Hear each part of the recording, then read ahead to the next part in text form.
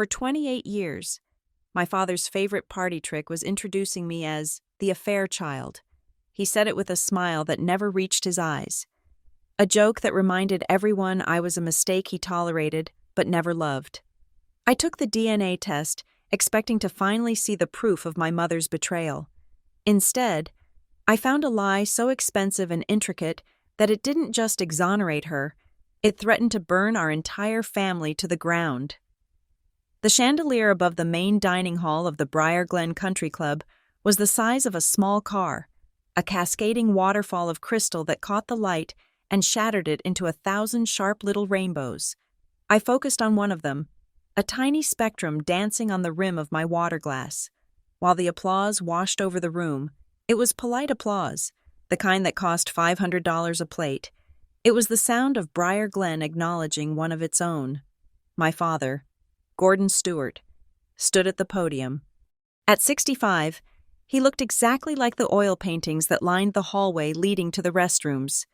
He had silver hair that never moved, a jawline that suggested stubbornness was a virtue, and a tuxedo that fit him better than his own skin. He was retiring from the board of the Regional Planning Commission, a role he had held with an iron grip for 30 years. I sat at table 4, next to my mother, Elaine. She was wearing a midnight blue gown that made her look pale. Her hands folded in her lap like two nervous birds. She was smiling the smile she had taught me, the one that didn't involve the eyes, the one that said everything was fine, even when the ship was taking on water. "Thank you," Gordon said, his voice booming without the need for the microphone. Though he used it anyway, he liked amplification. "I have spent 3 decades building the infrastructure of this town. Roads, bridges, zoning laws, legacies that last." He paused, looking out over the crowd. He made eye contact with the mayor, with the bank presidents, with the men who owned the golf courses. Then his gaze drifted to table 4. It landed on me. I felt the familiar tightening in my chest, the way my lungs suddenly seemed too small for the air I needed. I took a sip of water, trying to look composed. I was 32 years old. I had a master's degree in library science. I owned my own condo. I paid my own taxes. But under that gaze, I was 6 years old again, waiting to be scolded for spilling juice on the rug. "And of course," Gordon continued, his voice taking on a jovial, indulgent tone that I knew was dangerous, "we cannot forget the personal challenges, the unexpected variables." The room went quiet. They knew. Everyone in Briar Glen knew. "My daughter Piper is here tonight," he announced. He gestured toward me. A few heads turned. I forced the corners of my mouth upward. "Piper has always been a lesson to me in humility," he said, chuckling darkly. "You know, in business, you project losses, you account for bad weather, but in a marriage, sometimes you find yourself raising someone else's mistake." The silence that followed was heavy, sucked dry of oxygen. Then, a few men near the front laughed. It was a nervous, jagged sound. Gordon grinned, widening his arms as if inviting them in on the joke. "But we do it, don't we? We step up, we clean up the messes we didn't make. That is the definition of leadership." The laughter grew a little louder, a little more confident, as the room realized they were allowed to find it funny. They were permitted to laugh at the man acknowledging his wife's infidelity, his burden, his charity project, me. I didn't look at my mother. I couldn't. I knew if I looked at her, I would see the shame burning off her like heat waves, and I would snap. So I kept staring at the rim of my water glass. I kept my smile fixed in place, a rictus of obedience. I was the affair child. I was the visible proof of a sin my mother had committed 3 decades ago. A walking, breathing testament to Gordon Stewart's martyrdom. He had stayed. He had raised me. He had paid for my college, and in return, he demanded the right to flay me in public whenever he felt the need to remind the world of his sainthood. When the dinner finally ended, and the valet brought my Honda around, a stark contrast to the Mercedes and Jaguars idling in the queue, I didn't say goodbye to him. I hugged my mother briefly. She felt fragile, like dried kindling. "You looked lovely tonight." "Piper," she whispered, her voice tight. "Get some rest." "Mom," I said. I drove home in silence. The roads of Briar Glen were smooth and dark, lined with oaks that had been there since the Revolution.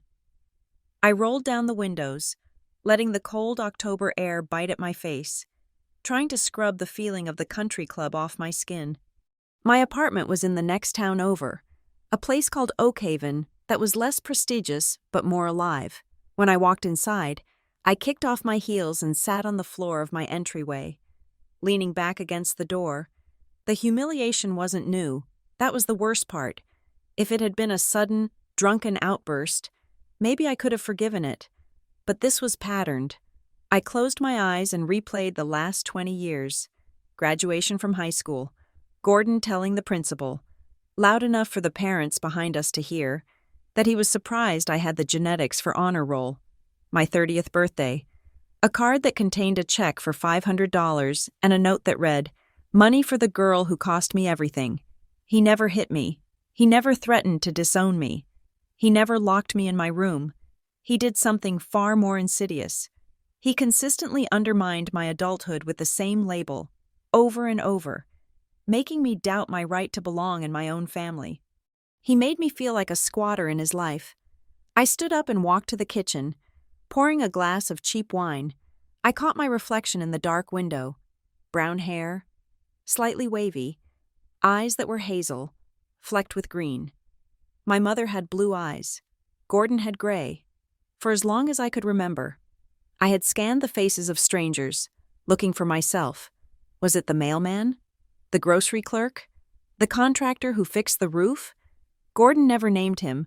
He only referred to him as the mistake or him or the real father. It was a phantom that haunted our dinner table. A ghost story used to keep my mother silent and me grateful. The next morning, the hangover from the emotional drain was worse than the wine. I was at work, cataloging a donation of historical maps at the university library. When my phone buzzed, it was a number I didn't recognize, but the caller ID said, "Dr. Evans." I picked up, balancing a stack of maps on my hip. "Hello? Piper, this is Dr. Evans," the voice said. It was warm, professional. "I have the results from your physical last week." My stomach dropped. "Is something wrong?" "No, nothing immediate," she said quickly. "But we found a marker in your blood work. Your calcium levels are high, and there is a specific protein variance. It is mild. But given your age, it is unusual. It can sometimes indicate a hereditary condition related to the parathyroid or early-onset bone density issues." I set the maps down on the table. "Okay, what does that mean?" "It means I want to run a more specific panel," she said. "But before we do that, it would help to know if this runs in your family. Do you know your biological background?" The question landed like a stone thrown into a deep well. "Do you know your biological background?" I stood frozen in the stacks, the smell of old paper and dust filling my nose. "I think so," I said, my voice sounding small. "My mother? But my father?" "Right, Doctor," Evans said. "I see a note here about family history being incomplete on the paternal side. If you can ask your mother about any history of hyperparathyroidism or genetic markers, that would be helpful. If not, we proceed with the tests regardless." I hung up the phone and stood there for a long time. The library was silent around me. I called my mother on my lunch break. She answered on the second ring, which meant she was sitting by the phone, probably worrying about how Gordon was interpreting the previous night's dinner. "Hi, honey," she said. Her voice was too bright. It sounded brittle. "Hi, Mom," I said. I sat on a bench outside the library, watching students hurry to class. "I just got a call from my doctor." Elaine's breath hitched. "Are you okay?" "I am fine," I said. "It is just some blood work." But she asked about family history. Something about calcium and bones. "I need to know if there is anything on the biological father's side. Or yours." There was a pause. A long, heavy pause. "Oh, Piper," Elaine said, and the brightness was back. But it was strained now, like a wire pulled to the breaking point. "You know doctors. They always find something to worry about. I have never had bone issues." Your grandmother was sturdy as an oak. I know. Mom, I said, but what about him? The man. Did you know anything about his medical history? Elaine made a dismissive noise. Piper, really, that was a lifetime ago. It was a brief. It was nothing. I certainly did not ask for his medical charts. I gripped the phone tighter. Mom, this is for my health. Do you even know his name? You have never told me his name. We are not having this conversation, she said sharply. It was the tone she used when I asked why Gordon slept in the guest room. Look, you have a good job. You have stability. Gordon has provided everything you need. Why do you want to dig up things that will only cause pain? Focus on your life. Piper, you are safe. You are healthy. It was a deflection. A practiced, polished deflection. She had answered too quickly, too neatly. She pivoted to my job and my stability because those were the things Gordon valued. I have to go. Mom, I said. I hung up before she could say goodbye. That evening, I stopped at a pharmacy on the way home. The fluorescent lights hummed overhead as I walked down the aisle. I stood in front of the family, planning and diagnostics section. There they were, the DNA kits, ancestry, health, origins. I had avoided them for years. Part of me had been afraid of what I would find. Part of me felt like taking one would be an act of betrayal, a confirmation that I cared about the man who had abandoned me. But Gordon's voice from the dinner was still ringing in my ears, raising someone else's mistake. If I was a mistake, I wanted to know whose mistake I was. I bought the most expensive kit, the one that promised health screenings and detailed lineage. I told myself it was for Dr. Evans. I told myself it was responsible. When I got home, I sat at my kitchen table with the little plastic tube. The instructions were simple. Spit to the line, seal it, shake it. I stared at the clear liquid in the tube. My DNA. The code that built me. It held the answer to why my eyes were hazel, why I hated cilantro, and why my blood had a weird protein marker. It also held the name of the man who had ruined my mother's marriage. I sealed the package before I could lose my nerve. I walked it to the mailbox on the corner in the dark, the metal clank of the lid shutting sounding like a gavel. 3 days later, while I was waiting for the processing notification, I met Maren Caldwell at a diner in downtown Oakhaven. Maren had been my best friend since college. She was the opposite of me in every way. Loud, fearless, and entirely unwilling to tolerate nonsense. She worked in event planning and wore bright red lipstick at 10 in the morning. So, he did it again? Maren asked, stabbing a fork into her waffle. I nodded, stirring my black coffee. In front of the whole club, he called me an investment in a mistake. Maren shook her head. Her dark curls bounced. The man is a sociopath. Piper, I have said it for 10 years. He gets off on it. I know. I said, but it is the way he says it, like it is a fact of nature, like the sky is blue and I am a bastard. Maren put her fork down. She leaned across the table, her expression serious. Piper, look at me. You have normalized this. You think because he pays for dinner and doesn't beat you that it is okay. It is not okay. He has controlled your identity your entire life. Think about it. Who are you? You are the affair child. That is the box he built for you. You have never been just Piper. I looked out the window at the passing cars. I took a test. I said quietly. Maren's eyes widened. A DNA test? I nodded. I need to know. For medical reasons. But also I just need to know who he is. Maybe if I find him, Gordon's story won't have so much power. Maren reached out and squeezed my hand. Good. Burn the story down. Piper, if Gordon Stewart wants to make you an outsider, fine. Be an outsider. But find out where you actually belong.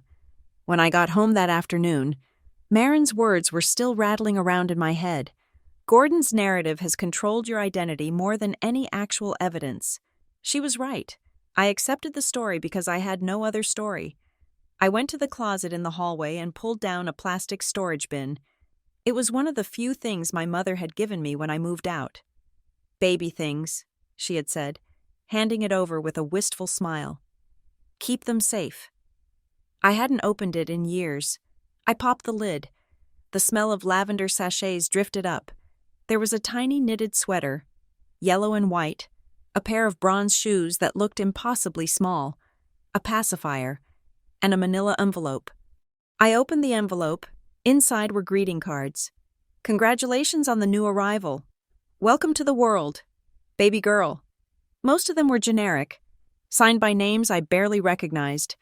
Friends of my parents who had likely drifted away after the scandal of my conception became town gossip. At the bottom of the envelope, something small and plastic fell out. It was a hospital bracelet. I picked it up. It was yellowing with age. The plastic brittle, it had a little insert card with typed letters. Baby girl Stewart, D.O.B., February 14th, 1992. Mother, Elaine Stewart. And then, printed in the logo at the top of the band, St. Lark Medical Center. I frowned. St. Lark? I had heard the story of my birth 100 times. My mother always said I was born at Briar Glen General, the big hospital in the city center. She had complained about the parking there. She had talked about the view of the park from the recovery room. I pulled out my phone and searched street. Lark Medical Center. The results were sparse. It was a facility that had closed or been acquired in the late 90s. It had been located in a neighboring county, 40 minutes away from Briar Glen. Why would she lie about the hospital? I stared at the bracelet. Maybe I misremembered. Maybe she never said Briar Glen General. But I knew she had. We drove past it once, and she pointed to the 3rd floor. That's where you came out screaming, she had said. I picked up my phone and dialed my mother again. Hello? She sounded wary this time. Hey, Mom. Quick question, I said, trying to keep my voice casual, like I was asking for a recipe. I am going through that old box of baby stuff you gave me. I found my hospital bracelet. Oh? She said. Silence followed. Yeah, it says St. Lark Medical Center. I thought you said I was born at Briar Glen General. The silence stretched. It wasn't an empty silence. It was a heavy, active silence. I could hear her breathing. Mom? You must be mistaken, she said. Her voice was tight, higher than usual. I'm looking right at it. Mom, it says St. Lark. Well, it was a long time ago. Piper. There were transfers, complications. We might have gone to a specialist. I don't remember every detail. You don't remember where you gave birth? Piper. Please, she said, and this time there was a tremor in her voice, a real fear. Please leave the past alone. Why are you doing this right now? Is this about the dinner? I told Gordon he was too harsh. I told him, this isn't about Gordon. I said, why are you lying about the hospital? I am not lying. I am tired. I am hanging up now. The line went dead. I sat there with the phone in my hand, my heart hammering against my ribs. She was terrified. My mother, the woman who could deflect any social awkwardness with a smile, was terrified of a plastic bracelet. Something was real. Gordon's cruelty was a performance, but this fear, was real. 2 weeks passed. The leaves turned from gold to brown and fell from the trees. I went to work. I ignored Gordon's emails about family brunch. I waited. Then, on a Tuesday evening, the email arrived. Subject, your DNA results are ready. I sat at my laptop. My hands were shaking. This was it. The moment I would see the name, the moment I would confirm that I was the daughter of a pool boy, or a colleague, or a stranger from a bar. I clicked the link. The screen loaded a spinning helix, then a dashboard. Ethnicity estimate, 98% European. Regions, British Isles, France, Scandinavia. I scrolled down. Paternity match. I had uploaded a sample of Gordon's DNA years ago. He had done a kit for a genealogy project I helped him with for the library. Trying to prove his lineage to the Mayflower, I had access to his data. I clicked Compare, Gordon Stewart, Relationship, No relation. Shared DNA, 0.0%. I let out a breath I didn't know I was holding. It wasn't a surprise. He had told me for 28 years, But seeing the 0 was different. It was a severed tie. I was legally his daughter, but biologically, I was a stranger. I scrolled down to the matches section. This was where the affair child narrative would be fleshed out. I expected to see a list of second cousins, maybe a half-sibling from my biological father's side. The top match was highlighted in green. Relationship, close family, possible range, half-sibling, aunt/uncle, grandparent, shared DNA, 26%. The name wasn't a name, it was a username. User, Lark_Seeker_88. I stared at the screen. Lark, Street, Lark Medical Center. I clicked on the profile. No photo, no location, just a username that echoed the name on the hospital bracelet my mother had lied about. I sat back in my chair. The room was dark, lit only by the blue glow of the monitor. I wasn't triumphant. I didn't feel a rush of freedom. I felt numb, because if Gordon wasn't my father, that was expected. But if my biological relative was using a name connected to the hospital my mother lied about, then the story wasn't just about an affair. An affair is simple. A lie about a hospital, a terrified mother, and a relative named Lark wasn't an affair. It was a cover-up.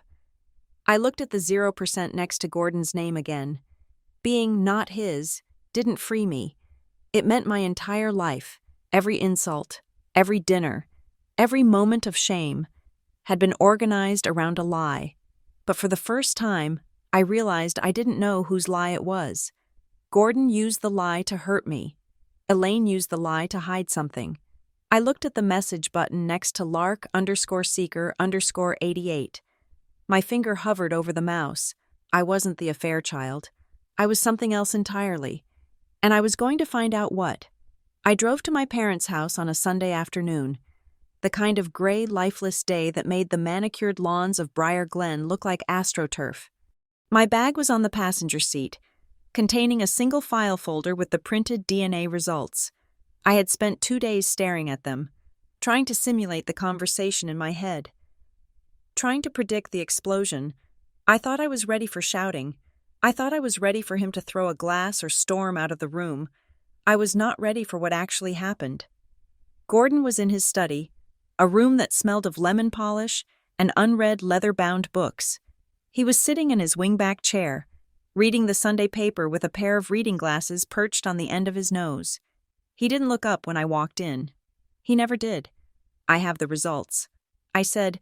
My voice was steady, but my hands were cold. He turned the page of the newspaper, the paper making a sharp, dry sound in the quiet room. Results for what? The library board elections? For the DNA test? I said. I stepped forward and placed the paper on the mahogany desk, right on top of a stack of investment reports. I took a test. Dad? He stopped. He lowered the newspaper slowly, folding it with deliberate precision before placing it on the floor. He looked at the paper on the desk, then up at me. His expression was unreadable. Read it? I said. Gordon reached out and picked up the sheet. He adjusted his glasses. I watched his eyes scan the page. I watched them hit the 0% marker. I waited for the shock. I waited for the realization that his wife had indeed betrayed him, or perhaps for the confusion that the science didn't match his narrative. Instead, the corners of his mouth twitched upward. It wasn't a smile of joy. It was a smile of satisfaction, thin and sharp as a paper cut. He set the paper down and took off his glasses. Finally, he said softly. He looked me in the eye, and for the first time in years, he looked truly engaged. Now you can stop pretending, he said. I blinked, the air leaving my lungs. Pretending? Pretending that you belong in this house, he said. He leaned back, lacing his fingers together over his stomach. I have known for 30 years. Piper, I didn't need a swab to tell me that you weren't mine. You don't think like us. You don't look like us. You have always been foreign. He said the word foreign like it was a disease. I stared at him. I had expected anger. I had expected him to rage about my mother's infidelity. But he wasn't angry. He was relieved. He was vindicated. You aren't upset? I asked, my voice trembling. This proves Mom cheated. This proves everything you have said to humiliate me was true. Doesn't that hurt you?" Gordon chuckled, a dry sound deep in his throat. "Hurt me? Piper, the truth is a tool. I have used it to keep this family in line. I have used it to keep your mother grateful for the roof over her head. And I have used it to remind you that everything you have, your education, your car, your comfort, is a gift from a stranger. A charity case I took in." He picked up the paper again and tapped it with his fingernail. "This just makes it official," he said. "Now, if you will excuse me, I have calls to make." I stood there, rooted to the Persian rug. The cruelty was breathtaking. It was absolute. He didn't care about biology. He didn't care about betrayal. He cared about leverage. He had built a story that justified withholding warmth, justified treating a child like an intruder, and now that science had backed him up, he felt nothing but the smug satisfaction of a man who had won a bet. I turned and walked out. I didn't slam the door. I felt too small to make noise. My mother was waiting for me in the hallway. She had been listening. I could tell by the way she was wringing her hands, her knuckles white. "Piper," she whispered. She grabbed my arm, her grip surprisingly strong. "You shouldn't have done that. He knows." "Mom," I said, pulling my arm away. "He is happy about it. He loves it." "Please," Elaine hissed, looking toward the study door as if it might burst open. "You cannot make this public. You cannot tell people." "Why?" I asked. "Why are you protecting him? He just told me I'm a charity case. He treats you like a servant. Why are you so afraid of him?" "It is not just him," she said, her voice rising to a desperate pitch before she clamped a hand over her mouth. "Piper, you don't understand. If you embarrass him, if you make people look at our family too closely, he will spiral. He will take everything." I looked at her.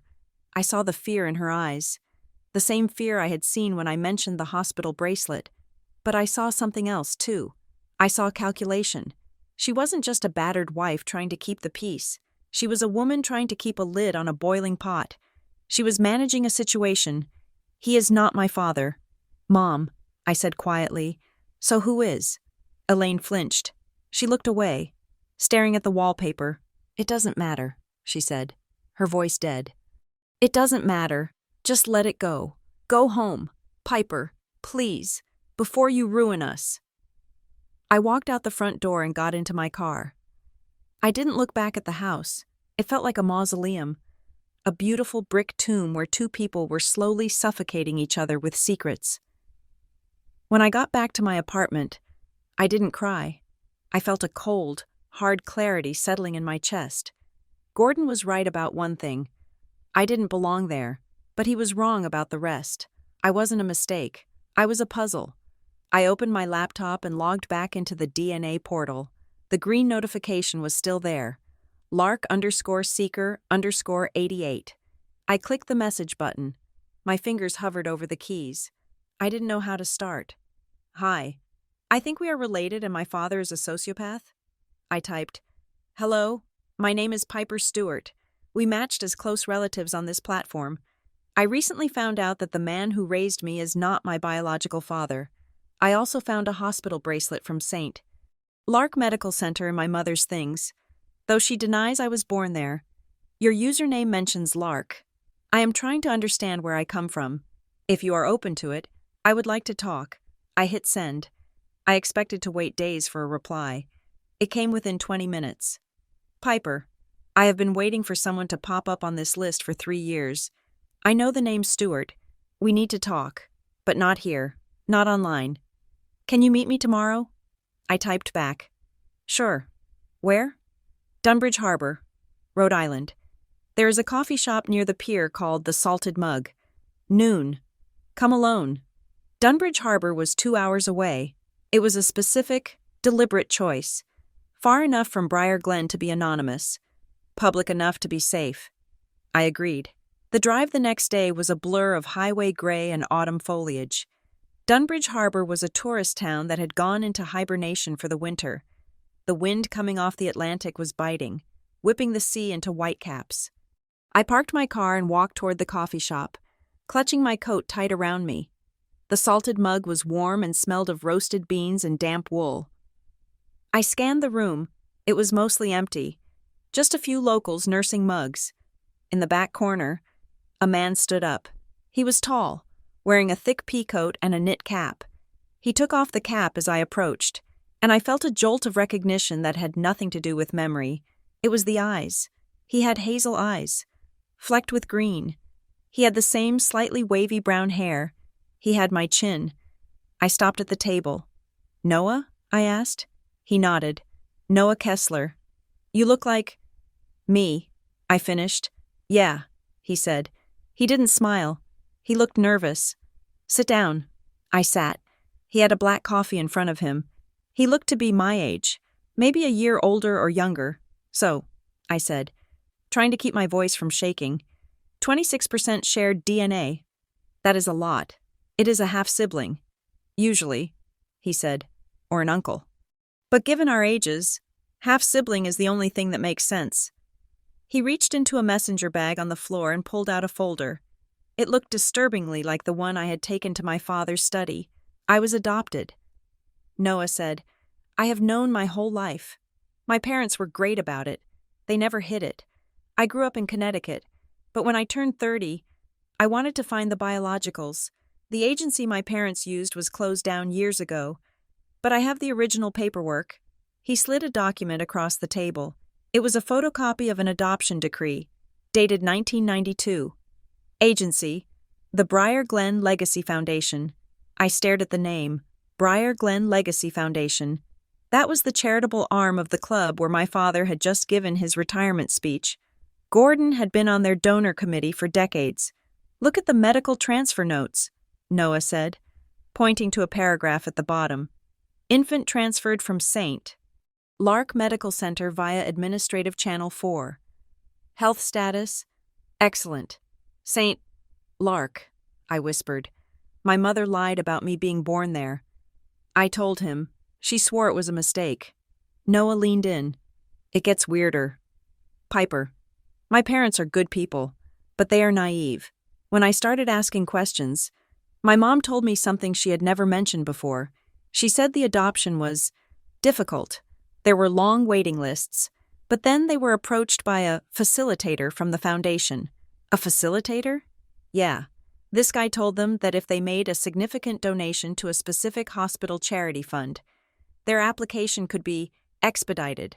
They wanted a baby so bad. Piper, they wrote the check. 2 weeks later, they had me." I felt a chill that had nothing to do with the drafty window. "They bought you," I said. Noah winced. "Essentially, but they didn't see it that way. They thought it was a donation. But looking back, money changed hands, and a baby was moved from St. Lark to a couple in Connecticut with no questions asked." He looked at me, "And now here you are, raised by a man who isn't your father, in the same town where this foundation operates, with a bracelet from the same hospital." We sat in silence for a moment. The waitress came by and refilled Noah's coffee. I didn't order anything. My stomach was in knots. "Do you think we have the same father?" I asked. "Or mother?" "I don't know," Noah said. "But Lark_Seeker isn't just a username. It is what I have been doing. I have been trying to find anyone connected to that place. It was a small private hospital. It got bought out by a massive conglomerate in the late 90s and basically scrubbed from the map." "What conglomerate?" I asked. "Harthridge Health System," he said. I nodded slowly. I had heard of them. They owned half the hospitals in New England. "I need to see my birth certificate," I said. "My real one, not the one in the baby book." "Good luck," Noah said grimly. "Massachusetts records are locked down tight. But if you weren't adopted, you should be able to get a copy from the town clerk where you were born." I left the meeting with Noah feeling heavier than when I arrived. We exchanged numbers. He promised to send me copies of everything he had. As I walked back to my car, I looked at him one last time. He waved, a small, sad gesture. He was my brother, or something close to it, and we were both products of a transaction we didn't understand. The next morning, I called in sick to the library. I drove to the Vital Records office in the county seat. A drab brick building filled with metal filing cabinets and the smell of floor wax. I filled out the request form. Piper Elizabeth Stewart. Date of birth: February 14th, 1992. I handed it to the clerk, a woman in her 50s with reading glasses on a chain. She typed into her computer, the keys clacking loudly. She frowned. She typed again. Then she looked up at me. "I can't issue this," she said. "Why not?" I asked. "I am Piper Stewart. Here is my ID." She turned the monitor slightly away from me. "The record is flagged," she said. "It lists an amendment." "An amendment?" "Yes. When a birth certificate is amended, usually for an adoption or a paternity correction, the original is sealed. I can only issue the amended version." "But I wasn't adopted," I said. "I was raised by my birth mother and, well, my father."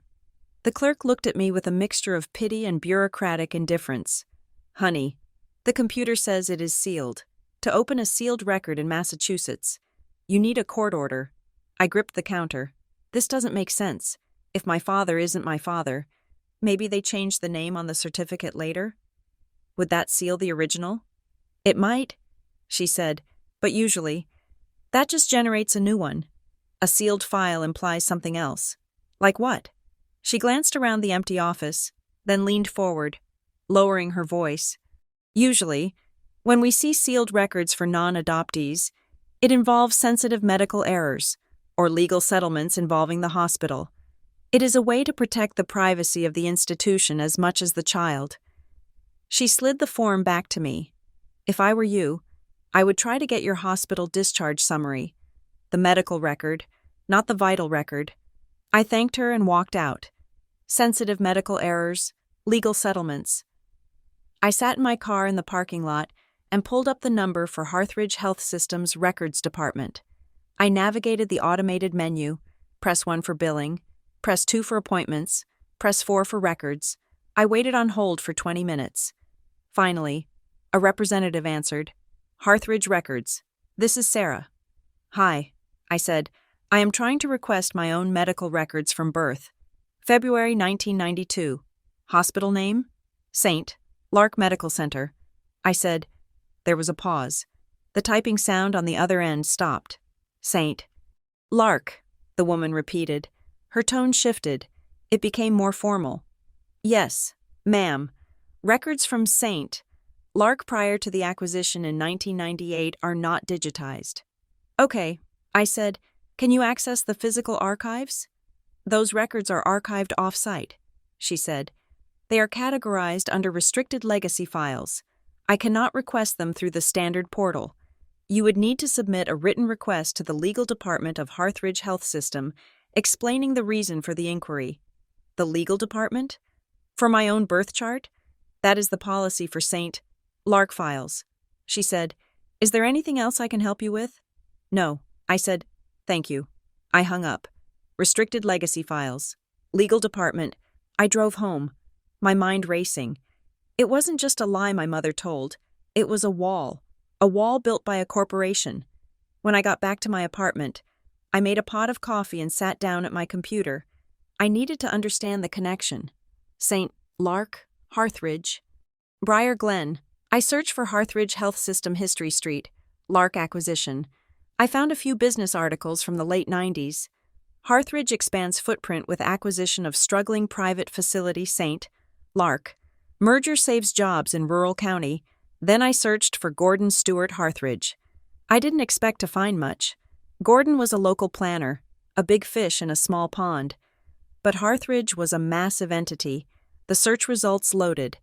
There were dozens of hits. I clicked on a PDF from 5 years ago. It was a press release from the Harthridge corporate site. Harthridge Health System announces new wing at County General. Funded by the Briar Glen Legacy Foundation. I scrolled down to the bottom of the document. Lead donors. The Harrow Family Trust. Mr. and Mrs. Gordon Stewart. I stared at the name. Gordon wasn't just a donor. He was a lead donor. I clicked another link. A photo from a ribbon-cutting ceremony 3 years ago. There was Gordon, holding a giant pair of scissors, standing next to a man in a white coat. The caption read, Gordon Stewart celebrates the opening of the Stewart Pediatric Center with Dr. Wesley Harrow, CEO of Harthridge. My father had a pediatric center named after him. The man who called me a mistake, the man who told me I was a bad investment, had donated enough money to a hospital system to get his name on a building, and not just any hospital system, the system that had bought St. Lark, the system that had sealed my birth records. I stood up and paced the room. My hands were trembling, but not from fear. It was rage. He knew. He didn't just know I wasn't his. He was paying the people who held the proof. Elaine had said he would spiral if I embarrassed him. She had said he would take everything. I thought she meant he would cut me out of the will or divorce her. But looking at the photo of Gordon smiling next to the CEO of Harthridge, I realized the stakes were much higher. This wasn't about a cheating wife. This wasn't about a domestic drama. Noah was bought. I was transferred. The records were sealed, and my father was funding the vault where the secrets were kept. I went to the window and looked out at the streetlights flickering on. I felt a shift inside me. The hurt, the little girl wanting her daddy to love her, evaporated. It was replaced by something cold and sharp. He wanted me to stop pretending? Fine. I was done pretending I was his daughter. Now, I was going to be his problem. I picked up my phone and texted Noah. I found a link. My father is funding Harthridge. This isn't just an adoption ring. It's a business. I watched the 3 dots appear as he typed back. So what do? We break in. I typed, not literally, but I'm going to find a way into those archives. I am going to find out what happened at St. Lark in 1992. I put the phone down. I looked at the 0% match on the screen one last time. Gordon Stewart had spent 28 years making me feel small. He had no idea what he had just unleashed. I went to my closet and pulled out a blazer. I needed to look professional. I needed to look like a Stewart. Tomorrow, I wasn't going to the library. I was going to Camden Falls, to the administrative offices of Harthridge. I was going to ask for my records in person, and I was going to look them in the eye when they told me no, because now I knew that no wasn't an answer. It was a confession. The administrative offices of Harthridge Health System were located in Camden Falls, a town that had been swallowed by the sprawl of the medical industry. The building was a sleek cube of glass and steel, surrounded by a parking lot that cost $12 an hour. It looked less like a place of healing and more like a fortress designed to protect data. I checked in at the front desk, smoothing the front of my blazer. I had made an appointment with a patient records liaison named Ms. Albright. The title sounded helpful. The lobby, however, felt adversarial. The air conditioning was set to a temperature that suggested they didn't want anyone to get too comfortable. Ms. Albright met me in a small conference room on the second floor. She was a woman in her 40s with a haircut that didn't move and a smile that vanished the moment she stopped speaking. She placed a thin file on the table between us. Ms. Stewart, she said, I reviewed your request regarding records from St. Lark Medical Center, dated February 1992. Yes, I said, keeping my hands folded on the table to hide a slight tremor. I am looking for my full birth file, not just the discharge summary, but the physician notes, the nursing logs, and the original birth certificate application. Ms. Albright nodded slowly, as if she had heard this request 1,000 times and denied it 1,000 times. I am afraid that is not possible, she said. Why not? I asked. I am the patient. Under HIPAA regulations, I have a right to access my own medical history. That is correct for active records, she said, her voice smooth and practiced. However, St. Lark was a private entity acquired by Harthridge over 2 decades ago. The physical archives from that period were categorized as legacy assets. Many of them were damaged during the transition, or they were sealed due to third-party liability agreements. Liability agreements?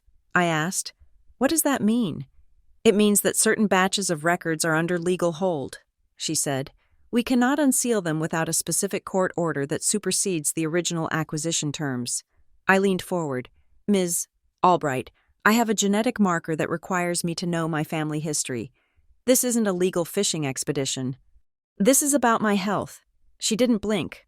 I understand. However, the policy is strict. The records from the maternity ward of St. Lark during that fiscal quarter are classified as restricted. She closed the thin file. It was empty anyway. I can provide you with a form to request an abstract. She offered. It will list the date of admission and the date of discharge. That is the only data available in the digital system. I looked at her. She wasn't a person. She was a gatekeeper.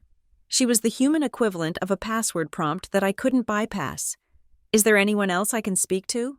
I asked. A supervisor? The legal department? Ms. Albright stood up. I am the supervisor for legacy requests. Ms. Stewart, and the legal department will tell you exactly what I just told you. The records are archived and restricted. Have a nice day. I walked out of the building feeling a cold knot of anger in my stomach. Restricted. Liability agreements. You don't seal a batch of birth records because of a merger. You seal them because you are hiding something. The drive back to Oakhaven took an hour. I replayed the meeting in my head, dissecting her words. Maternity ward. That fiscal quarter. She had been specific. It wasn't all records. It was a specific time and a specific place. A week passed. I went to work. I cataloged maps. I tried to act normal. But beneath the surface, I was vibrating with anxiety. I felt like I was being watched. Every time my phone rang, I jumped. On Tuesday evening, I arrived home to find a plain manila envelope on my doormat. There was no return address. My name was printed on the front in block letters, likely from a label maker. I carried it inside and locked the door behind me. I sat on my couch, turning the envelope over in my hands. It felt light. I tore it open. Inside was a single sheet of paper. It was a photocopy, grainy and high contrast, like it had been duplicated on a machine running out of toner. It looked like a page from a ledger. The top of the page read, Daily Nursing Log, Maternity, Shift 2. The date in the corner was February 14th, 1992. My birthday. Most of the entries were blacked out with heavy marker. Thick black bars obscured patient names and details, but one line, about halfway down the page, was circled in red pen. The timestamp was 3:15 a.m. The patient name was redacted, but under the notes column, the handwriting was visible. Infant distress noted. Protocol B initiated. Transfer. Admin. Okay. I stared at the words. Protocol B. Transfer. Admin. Okay. There was a yellow sticky note attached to the bottom of the photocopy. The handwriting on the note was different. Shaky. Blue ink. Hurried. If you pull this thread, you will learn why your mother stayed. I read it again. Why your mother stayed. My entire life, I had assumed my mother stayed with Gordon because she was weak, or because she was financially dependent, or because she felt guilty about the affair. But this note suggested something else. It suggested she stayed because she was trapped. Someone inside the system knew who I was. Someone knew I had gone to Camden Falls, and they had sent me this. Was it a warning? Or was it a map? I didn't sleep that night. I put the photocopy in the same box as the hospital bracelet, hiding it under the bronze shoes. The next day, I called my mother. I didn't ask to come over. I asked her to meet me at Willow Creek Park, a neutral space halfway between our homes. I told her I just wanted to get some air. She was sitting on a bench near the duck pond when I arrived. She was wearing a beige trench coat, her hands deep in her pockets. She looked small against the gray sky. Hi, Mom, I said, sitting down next to her. I didn't hug her. The space between us felt charged with static. Hi, Piper, she said. She looked at the ducks. It is cold today. I didn't waste time on the weather. I went to Harthridge administration last week. I said. Elaine stiffened. She didn't look at me. I asked for my birth records from St. Lark. They told me they are sealed, restricted. She said nothing. She just watched a mallard dip its head under the water. Then I got a letter. I continued. An anonymous letter. It was a copy of a nursing log from the night I was born. It mentioned a transfer and an administrative protocol. I turned to face her. Was I transferred? Mom? Was I ever moved from that hospital? Elaine closed her eyes. A tear leaked out and tracked through her foundation. I am sorry, she whispered. It was a sound so full of defeat it broke my heart, even through the anger. It sounded like a voice from a different decade, a voice from a woman who had been 25 and terrified. Sorry for what? I asked. For the affair? She shook her head violently. There was no affair. Piper, she cried out, her voice cracking. I have told you. I have told him. There was no affair. Then why? I asked. Why does the DNA say he isn't my father? And why are the records sealed? Elaine took a shuddering breath. She looked around the park, checking for anyone who might be listening. There was an incident, she said softly. At St. Lark, I went into labor early. It was chaotic. Doctor, Evans wasn't there. There was a different doctor, a different team. I was in so much pain. They gave me something, a sedative, stronger than what we discussed. She rubbed her temples, as if the memory was a physical headache. I lost time, she said. I remember lights. I remember people arguing. And then I woke up. And you were there, in the bassinet, and they told me everything was fine. But, I pressed, but Gordon, he was different when I came home. She said, he had been pulled aside by an administrator, someone important. This man told Gordon that there had been rumors about me, that the staff had seen things, that the baby's blood type didn't align with his. Who told him that? I asked. Elaine hesitated. She looked down at her hands. It was a long time ago. Piper. He is a very powerful man now. Who? Dr. Harrow, she said. Wesley Harrow. He was the chief administrator at St. Lark back then. He was the one who authorized the discharge. He told Gordon that I had been unfaithful, but that the hospital would handle the privacy of the matter if Gordon agreed to be discreet. I felt the blood drain from my face. Wesley Harrow, the man in the photo with Gordon, the CEO of Harthridge. He started the rumor? I asked. Elaine nodded. He poisoned Gordon against me before we even left the parking lot. And Gordon believed him, because Gordon is a man who trusts institutions more than he trusts people. He trusts doctors. He trusts paperwork. And if Dr. Harrow said I was a liar, then I was a liar. But why did you stay? I asked. If he treated you like that? Elaine looked at me, her eyes pleading. Because Dr. Harrow told me that if I fought it, if I tried to prove otherwise, they would find a reason to take you away. They said my sedation reaction showed I was unstable. They said they could have social services involved by the end of the week. She reached out and touched my hand. Her fingers were ice cold. I stayed to keep you. Piper, I took the abuse. I took the label. I let him call you that name for 30 years because the alternative was losing you to the state. I sat back, the world tilting on its axis. It wasn't just a lie. It was extortion. Wesley Harrow had engineered a narrative to cover up something that happened in that delivery room, and he had used my father's ego and my mother's fear to lock it in place. I stood up. I couldn't sit still anymore. Thank you for telling me. I said, Where are you going? Elaine asked, panic rising in her voice. Piper, don't go after Harrow. He is untouchable. Nobody is untouchable.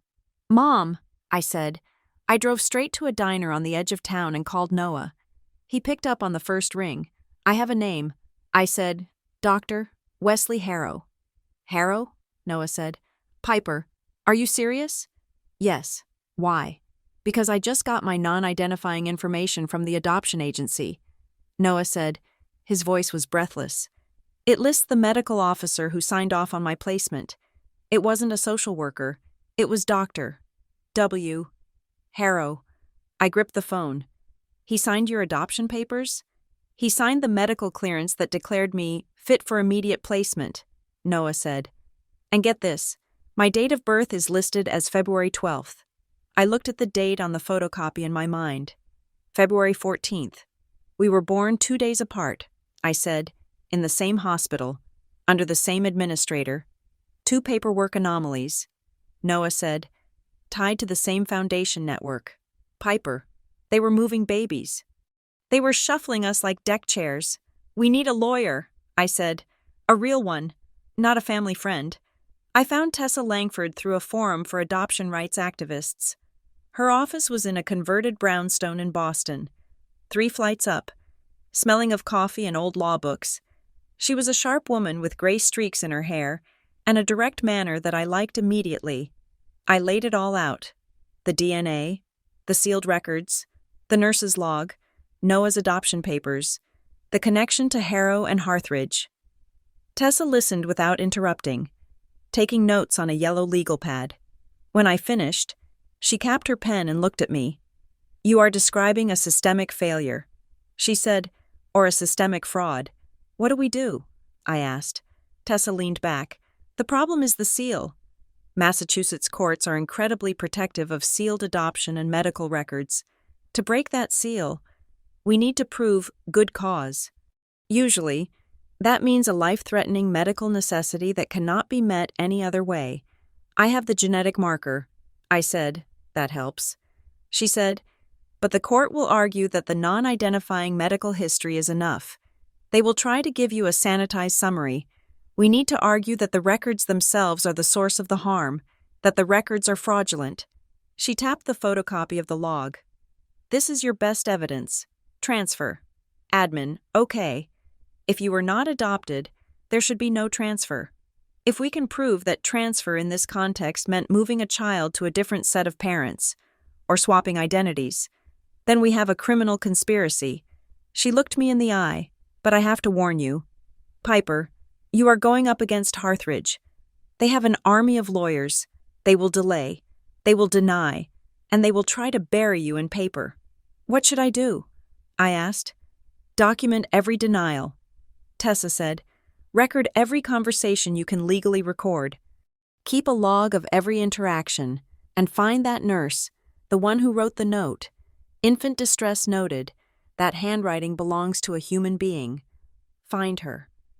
I left Tessa's office feeling armed. I had a strategy. 2 days later, my phone buzzed with a text from Gordon. "Lunch? The Oak Room, 1 o'clock. We need to talk." I almost said no, but I remembered Tessa's advice. Document every interaction. I arrived at the Oak Room at 1 sharp. It was the kind of restaurant where the waiters wore white jackets and the menu didn't list prices. Gordon was already seated at a corner table, a glass of scotch in front of him. He stood up when I approached. He smiled. It wasn't the thin, cruel smile from the study. It was a warm, fatherly smile. It was the smile he used for voters. "Piper," he said, "thank you for coming." I sat down. "What is this about?" "Gordon?" I didn't call him Dad. He winced slightly but recovered. "I wanted to see how you are doing. Your mother tells me you are stressed." "I am not stressed," I said. "I am investigating." Gordon sighed. He signaled the waiter to bring me water. "Look, I have been thinking," he said. "Maybe I was too harsh the other day. The retirement party, the results. It was a lot. I pride myself on being a man of principle, but perhaps I lacked empathy." I stared at him. This was a performance. I waited for the pivot. "I want to help you," he said. "I know this identity crisis is difficult for you. I would like to offer to pay for counseling. There is a wonderful therapist in Boston, Dr. Sterling. He specializes in family trauma." I tilted my head. "You want to pay for me to see a shrink?" "I want you to find peace," Gordon said. "I want you to move on. You are fixating on the past. Piper, it isn't healthy. You are chasing ghosts in old files. Why not focus on your future?" He reached across the table and placed his hand over mine. His palm was warm. It felt like a trap. "Move on," I repeated. "That is what you want. You want me to stop asking questions. I want you to be happy," he said. "And I think digging into things you don't understand will only make you unhappy." I pulled my hand away. "It is not about happiness, Gordon. It is about the truth. Truth is a matter of perspective," he said, his voice hardening slightly. "No," I said. "Truth is facts, like the fact that you are a lead donor to Harthridge, like the fact that you know Wesley Harrow." Gordon's eyes narrowed. "Who told you that?" "It is public record." I said, You are on the website. I leaned in closer. Did Dr. Harrow tell you to offer me therapy? Did he tell you to shut me down? Gordon picked up his scotch. I saw the liquid tremble in the glass. It was a tiny movement, a vibration of the amber fluid. His hand was shaking. I am trying to protect you, he said, his voice low. From what? I asked. From the fact that my mother was sedated? From the fact that I was transferred? Gordon slammed the glass down. It made a loud clack that turned heads at the nearby tables. You don't know what you are talking about, he hissed.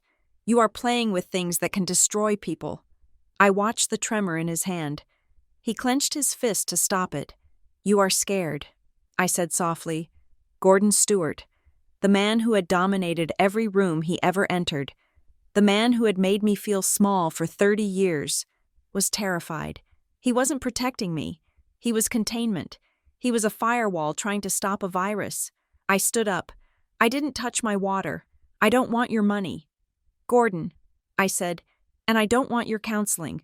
I want my birth certificate, and I'm going to get it. I turned to walk away. Piper, he called after me, his voice cracking. If you keep pushing, they won't just hurt you. They will hurt Elaine. I stopped. I looked back at him. They already hurt her. I said, you help them. I walked out of the restaurant and into the bright, cold afternoon. My heart was pounding, but my mind was clear. Gordon's fear was the confirmation I needed. He knew. He knew about the swap, or the theft, or whatever had happened in that hospital. He had sold his silence for a legacy, for a pediatric center with his name on it, for the illusion of a perfect life. I took out my phone and dialed Noah. He is scared. I said, good, Noah said. We are going to file the petition. I said, Tessa says we need to prove the records are fraudulent. I need to find the nurse. I have been looking into the username. Noah said, Lark_seeker. There is another person on the forum who used to work there. They mentioned a head nurse named Marjorie. Marjorie Vance. She lives in New Hampshire now. Text me the address. I said, I got into my car. I wasn't going back to work. I was going to pack a bag. The sticky note said, if you pull this thread, you will learn why your mother stayed. I had pulled the thread. The fabric of my family was unraveling. And underneath, I could see the machinery of something much darker than an affair. I started the engine. I was going to find Marjorie Vance, and I was going to make her tell me whose baby I actually was. The petition to unseal my birth records was a stack of paper an inch thick. Tessa Langford had drafted it with the precision of a surgeon, citing Massachusetts general laws regarding medical necessity and the compelling interest of the plaintiff to access genetic history. We filed it at the county clerk's office on a rainy Tuesday morning. The clerk stamped it with a heavy thud that echoed in the high-ceilinged room. In re, the original birth record of Piper Elizabeth Stewart. It felt like a declaration of war. I went to work afterward, trying to focus on the cataloging of a new acquisition of maritime maps from the 18th century. The library was usually my sanctuary, a place of dust and silence where the only drama was the occasional misfiled index card. But when I walked in the next morning, 48 hours after filing, the atmosphere had shifted. My supervisor, a mild-mannered man named David, who usually communicated in nods and sighs, asked me to step into his office. He didn't look at me. He looked at his hands, which were clasped tightly on his desk. Piper, we received a communication this morning. He said, a communication? A formal complaint, he corrected. It was anonymous, submitted through the university's ethics portal. It raises questions about your integrity regarding the handling of donor materials, specifically, the valuation of the recent map collection. I stared at him. David, that is insane. I don't value the maps. The appraisers do. I just catalog them. I know, he said, looking miserable. And I know you. Piper, but the university takes these things seriously. The complaint was very detailed. It suggested you might be leveraging your position for personal access to restricted archives. Restricted archives. The phrase made my blood turn cold. It wasn't about the maps. It was a message. We know where you work. We can touch you here. Who sent it? I asked. It was anonymous, David said. But given the nature of the allegations, HR has to open a file. I have to ask you to step back from the restricted collection until the review is complete. You will be reassigned to the general circulation desk. I felt a flash of nausea. I was being demoted. I was being pushed out of the shadows and into the light, stripped of my professional credibility by a ghost. It's intimidation. David, I said, my voice shaking. This isn't about my job. This is personal. David looked at me with sad, tired eyes. Piper, I don't know what is going on in your life, but please, don't make this harder than it has to be. I walked out of his office and went straight to the bathroom. I splashed cold water on my face. I looked at myself in the mirror. They were trying to rattle me. They were trying to show me that my life was a house of cards they could blow over with a single phone call. I dried my face with a rough paper towel. If they were shooting at me, it meant I was close to the target. That evening, I met Noah at a roadside diner halfway between our towns. He looked exhausted. There were dark circles under his hazel eyes that mirrored my own. They got to you too? I asked, sliding into the booth. Noah nodded. He didn't touch his menu. My mom called me last night, he said. She was crying. She said a representative from the Briar Glen Legacy Foundation called the house. A nice man, very polite. And he told her that the foundation had been reviewing old files and realized that the Kessler family had been overlooked for a community grant. He said they wanted to offer a substantial sum, $50,000, in my name, to help with my future endeavors, a bribe. I said, a conditional bribe. Noah corrected. He told her the grant was for local community members who demonstrate strong family values and stability. He heavily implied that if I continued to associate with disruptive elements or engage in harassment of private citizens, the offer would be rescinded, and they might have to review the legality of the original adoption assistance. They threatened your parents, I said. They threatened to undo the past. Noah said, my mom is terrified. Piper, she thinks they can take me away, or sue them for the money they paid 30 years ago. She begged me to stop talking to you. I reached across the table and grabbed his hand. Noah, they can't take you away. You are a grown man. I know, he said. But they can ruin my parents. They are retired. They don't have the money to fight a legal battle with $1 billion foundation. He looked at me, his expression desperate. Who are these people? Piper? Who has this kind of reach? People with something to lose. I said, people who think they own the truth. I pulled out the sticky note I had received in the envelope. If you pull this thread, you will learn why your mother stayed. I am going to New Hampshire. I said. Noah blinked. Marjorie Vance? I nodded. She is the loose end. She wrote the note. She knows about the transfer. If I can get her to talk, really talk. We have a witness. We have proof of fraud. And if we have proof of fraud, their threats don't matter. I can't go with you, Noah said quietly. I can't risk it for my parents. I know. I said, I will do this part alone. Pinewick, New Hampshire, was a town that time had forgotten. It was tucked into the folds of the White Mountains, a collection of white clapboard houses and pine trees that seemed to lean in. Listening. The air was thinner here, sharper. It smelled of wood smoke and damp earth.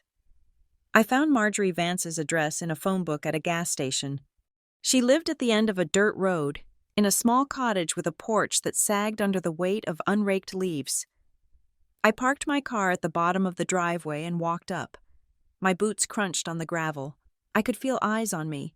I knocked on the door. No answer. I knocked again. Harder. Ms. Vance? My name is Piper Stewart. The curtains on the front window moved. A sliver of a face appeared. Gray hair. Glasses reflecting the overcast sky. Then vanished. Go away, a voice called from inside. It was brittle, like dry leaves. I don't want any solicitors. I am not a solicitor.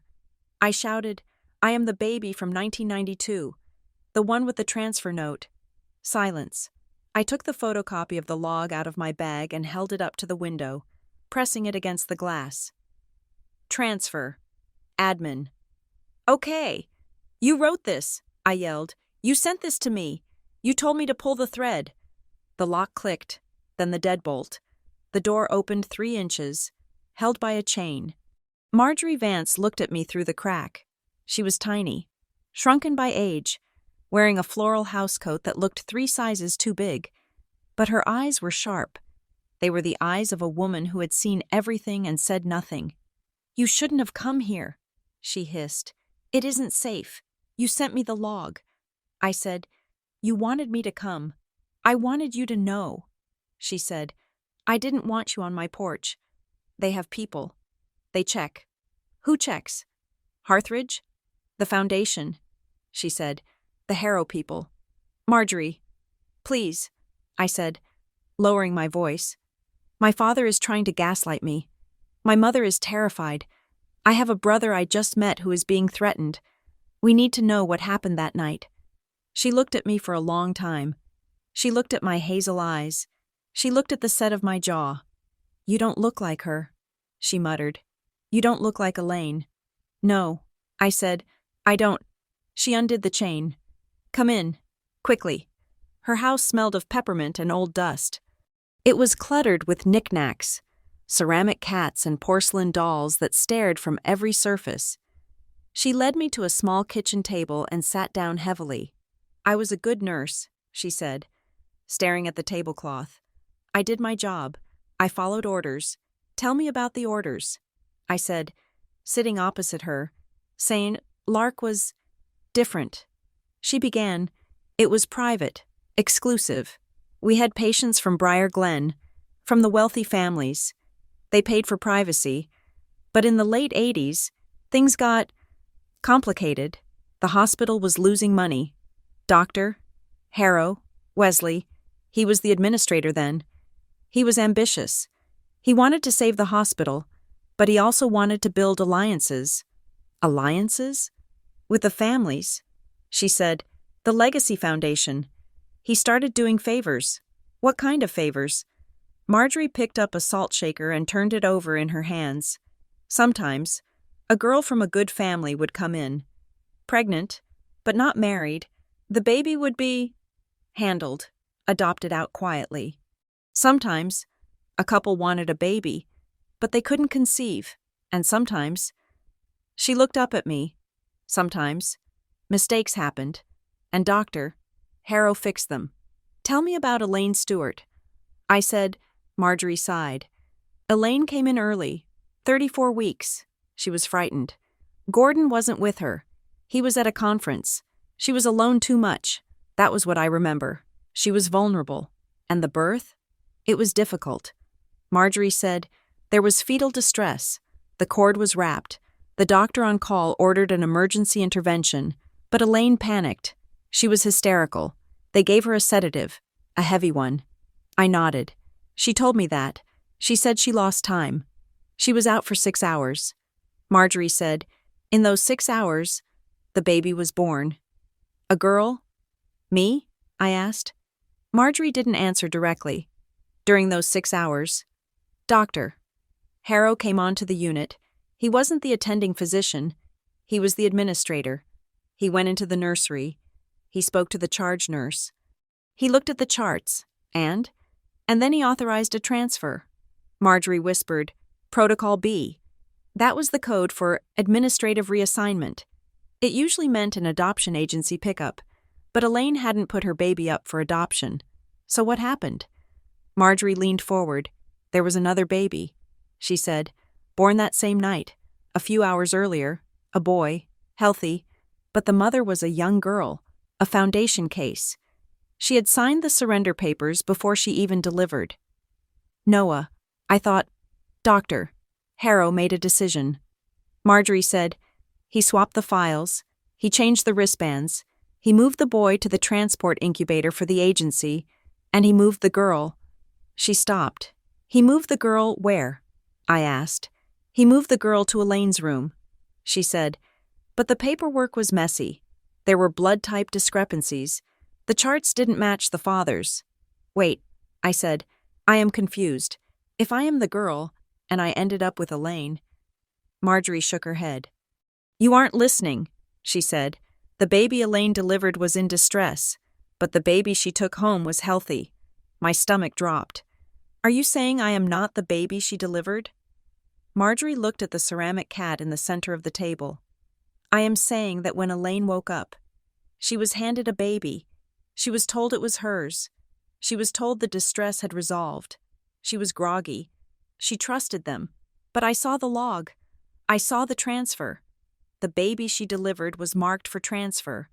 The baby she took home, you, came from somewhere else. I sat in stunned silence.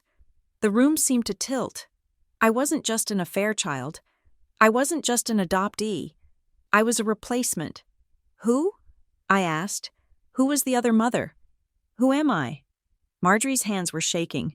She put the salt shaker down. I don't know the name, she said. The records were blacked out, but I know who was watching. Who? Lydia Harrow. She said, Doctor, Harrow's wife? Marjorie nodded. She was a volunteer. She was the head of the Pink Ladies, but she didn't deliver flowers. She walked the maternity floor like she was shopping. She looked at the babies in the nursery. She read the charts. She pointed. She pointed. She liked certain looks. Marjorie said she liked specific traits. She was obsessed with legacy. She used to talk about how important it was for the right children to be in the right homes. A chill ran down my spine. This sounded like eugenics, or something close to it. So Lydia Harrow chose me, I asked, to go to Elaine? Marjorie shrugged. Or she chose the other one to go away. I don't know, but I know this. Weeks later, after the dust settled, the hospital got a huge donation from the foundation. And Harrow got a promotion, and Elaine Stewart. She got a baby she didn't birth, and a husband who was told a lie to make him accept it. I drove back to Massachusetts in a daze. The landscape rushed by, a blur of pine and granite. I wasn't Elaine's daughter. The DNA test said I wasn't Gordon's. I had assumed that meant Elaine had an affair. But if I wasn't Elaine's either, then why did the test show a match with Noah? If Noah was the foundation case baby, the one born to the young girl, and we shared 26% DNA, then we were related, but not siblings, maybe cousins, maybe. My head hurt. The web was too tangled. But one thing was clear, the motive. It wasn't about shame. It wasn't about hiding a sin. It was about placement. It was about engineering families. Lydia Harrow was playing God, shuffling infants to suit some twisted vision of legacy, and her husband was fixing the paperwork to make it legal. And Gordon? Gordon was the mark, or the accomplice. I went straight to my parents' house. I didn't call. I used my key. Elaine was in the kitchen, chopping vegetables. She jumped when I walked in. Piper, you scared me. Put the knife down. Mom, I said. She set the knife down. She saw my face. She saw the raw, terrifying clarity in my eyes. What is it? She whispered. I went to see Marjorie Vance. I said. Elaine grabbed the edge of the counter. Marjorie? Is she still alive? She is. And she told me everything. She told me about the sedation. She told me about the transfer. I took a step closer. She told me I am not your daughter. Mom, not biologically. Elaine let out a sound that was half sob, half gasp. She covered her mouth with her hands. She didn't deny it.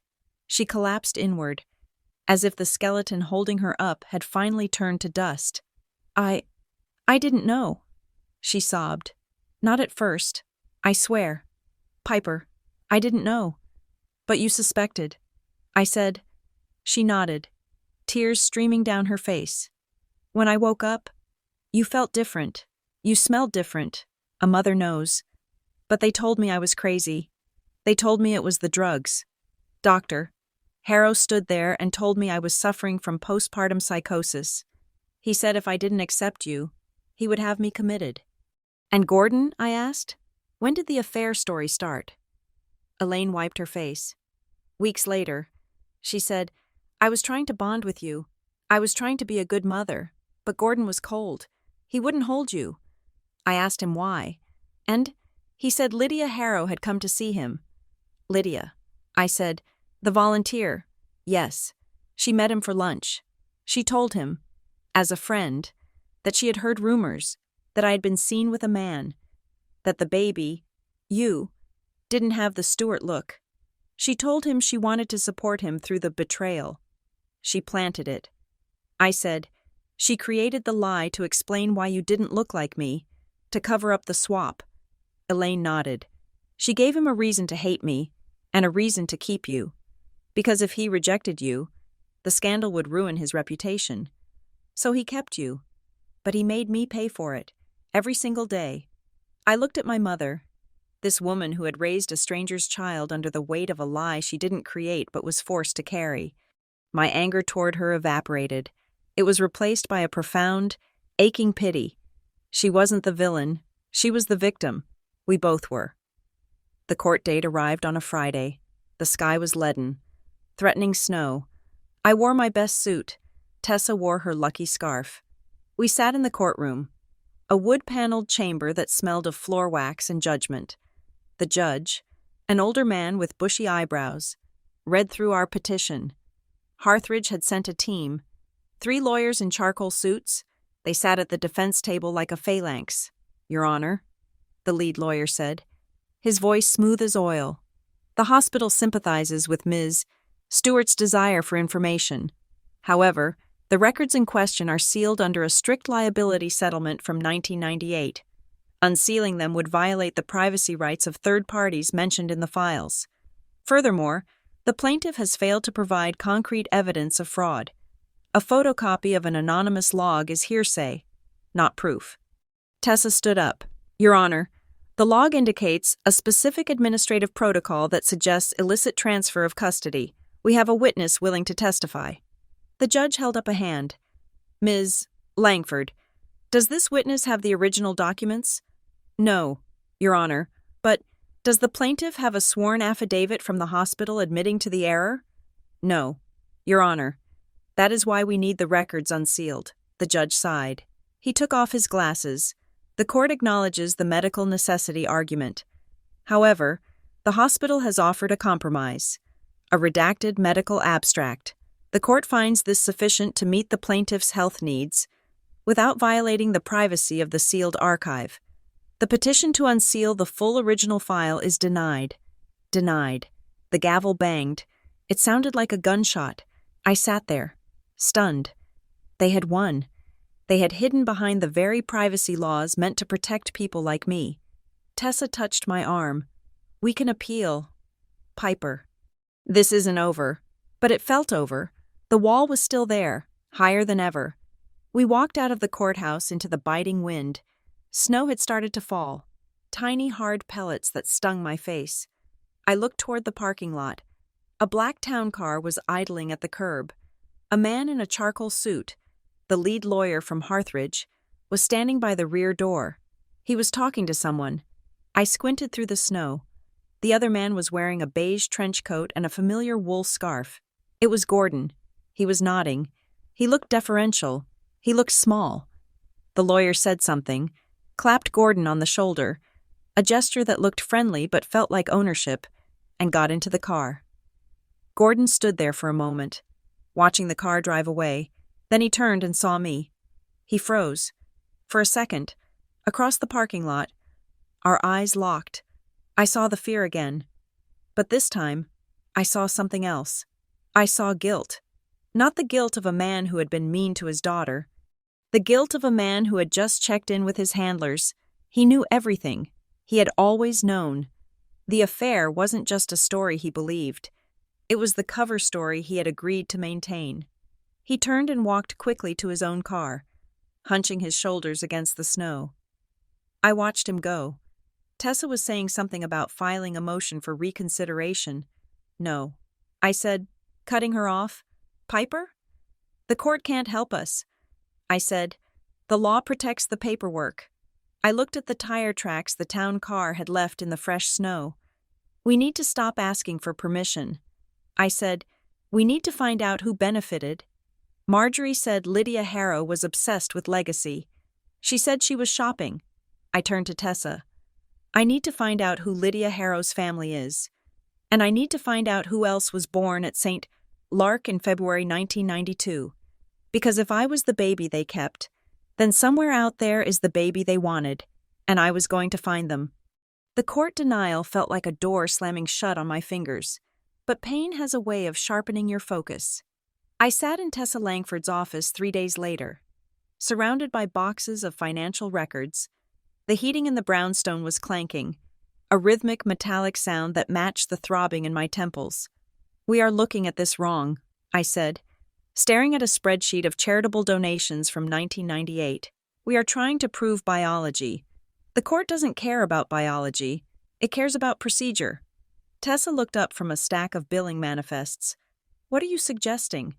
"I am saying we stop trying to prove Gordon isn't my father." I said, "We already know that. And we stop trying to prove who my real father is, because the records are sealed. Instead, we look for the transaction." "The transaction? Babies don't just get swapped or moved by accident," I said. "Not systematically, not with administrative codes like Protocol B. If Marjorie Vance is right, and Dr. Harrow was fixing mistakes and moving infants for the foundation, then someone was paying for it. We need to find the money." Tessa nodded slowly. She pulled a fresh legal pad toward her. "We subpoena the peripheral documents," she said. "Not the medical files, the billing codes, the transfer authorizations for medical transport, the charity correspondence between St. Lark and the Briar Glen Legacy Foundation." "Exactly." I said. "They sealed the birth records. They didn't seal the accounting. For the next 2 weeks, we became forensic accountants. We dug through public tax filings of the foundation. We requested billing summaries from the state archives regarding hospital insolvencies in the 90s. It was dry, tedious work. But patterns began to emerge. There were huge spikes in charitable grants from the foundation to St. Lark Medical Center in the months of February and March 1992. The memos listed them as infrastructure support and patient advocacy funds. It was hush money. It had to be. On a Thursday afternoon, my phone buzzed on the desk. It was Noah. "Piper, are you sitting down?" he asked. "I am." I said, "What is it?" "I got a notification on the DNA platform." He said, "A new match." "Who?" "It is a second cousin," Noah said. "The username is real this time. It is linked to a public tree. The surname is Vance Harrow." I froze. "Harrow?" "Yeah," Noah said. I looked into the lineage. "This person is a great-nephew of Lydia Harrow, which means you are related to the Harrows." I whispered, "It means my biological mother or father was likely a Harrow." Noah said, "Or closely related to them." "Piper, do you understand what this means? If I was the foundation case baby, the one born to the young girl, maybe the young girl was one of them, a niece, a cousin, someone they needed to hide." The picture shifted in my mind. If Noah was a Harrow relative, hiding his birth wasn't just about a teen pregnancy. It was about protecting the bloodline. And if I was the baby swapped in to replace him, it makes the scandal bigger than just us. I said, "It is dynastic. I need to see them." Noah said, "I need to look them in the eye." "You can't." I said, "They threatened your parents. You have to stay back. Let me do it." "How?" "You can't just knock on the door of the Harrow estate." "I don't have to," I said, looking at the invitation card Marin had slid across the table at dinner the night before. "I am going to their party." The Harthridge Winter Gala was the biggest social event of the season. It was held at the Grand Hotel in Boston, a ballroom dripping with gold leaf and velvet. Tickets were $2,000 a plate. Marin, who worked for the event planning company running the show, had slipped me a staff guest pass. I wore a black dress that I had bought at a consignment shop. It was severe, elegant, and made me feel like a shadow. I wasn't there to drink champagne. I was there to hunt. The ballroom was a sea of tuxedos and designer gowns. A string quartet played softly in the corner, the music floating over the dull roar of conversation. I scanned the room. I saw the mayor. I saw the bank presidents. And in the center of it all, holding court near the ice sculpture, was Dr. Wesley Harrow. He was older than in the photos, his hair completely white, but he still had the posture of a man who expected rooms to go silent when he spoke. He was laughing at something a donor said, his hand resting casually on the shoulder of a younger man. I moved closer, grabbing a glass of sparkling water from a passing tray to blend in.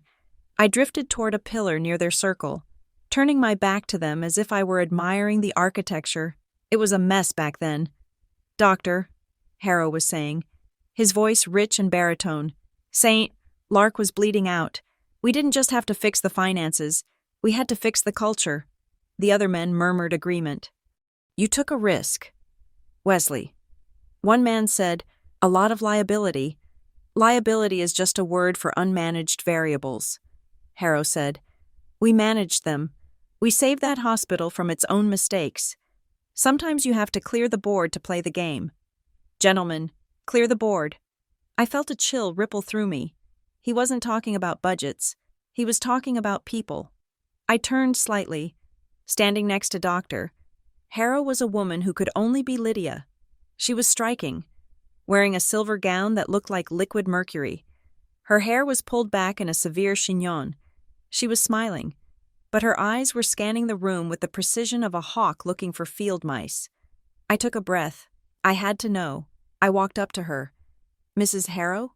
I said. She turned. Her eyes landed on me. For a second, there was no recognition. Then, something flickered, a tightening of the jaw, a dilation of the pupils. "Yes?" she said. "My name is Piper," I said. "I am Elaine Stewart's daughter." Lydia Harrow froze. The smile didn't leave her face, but it died in her eyes. She looked at me, really looked at me, studying my hairline, my chin, my hazel eyes. "Oh," she said softly. "Hello? Caroline." The name hung in the air between us. "Caroline. I am Piper."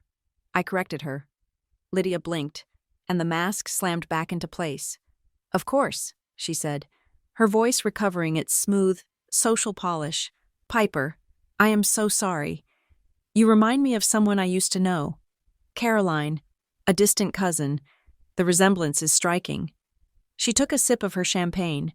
Her hand was perfectly steady. "How is your mother?" Lydia asked. "Poor Elaine. I haven't seen her in years. Is she still fragile?" She said the word fragile like it was a diagnosis she had written herself. "She is recovering," I said, holding her gaze.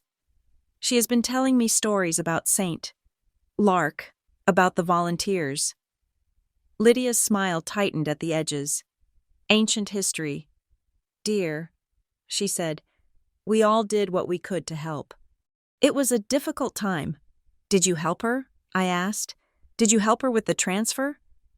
The air between us seemed to drop 10 degrees. Lydia stepped closer. She smelled of expensive perfume and something metallic. "You should be careful." "Piper," she said, her voice barely a whisper. "You have a lovely life. You have a job. You have a future. Don't let your mother's confusion infect you. Paranoia runs deep in some families. It would be a shame if people started to think you were unstable too." It was a threat, wrapped in concern. "I am not unstable." "Mrs. Harrow," I said, "I am just curious. Who is Caroline?" Lydia laughed, a light tinkling sound that didn't reach her eyes. "Just a ghost. Darling, just a ghost." She turned and walked away, slipping her arm through her husband's.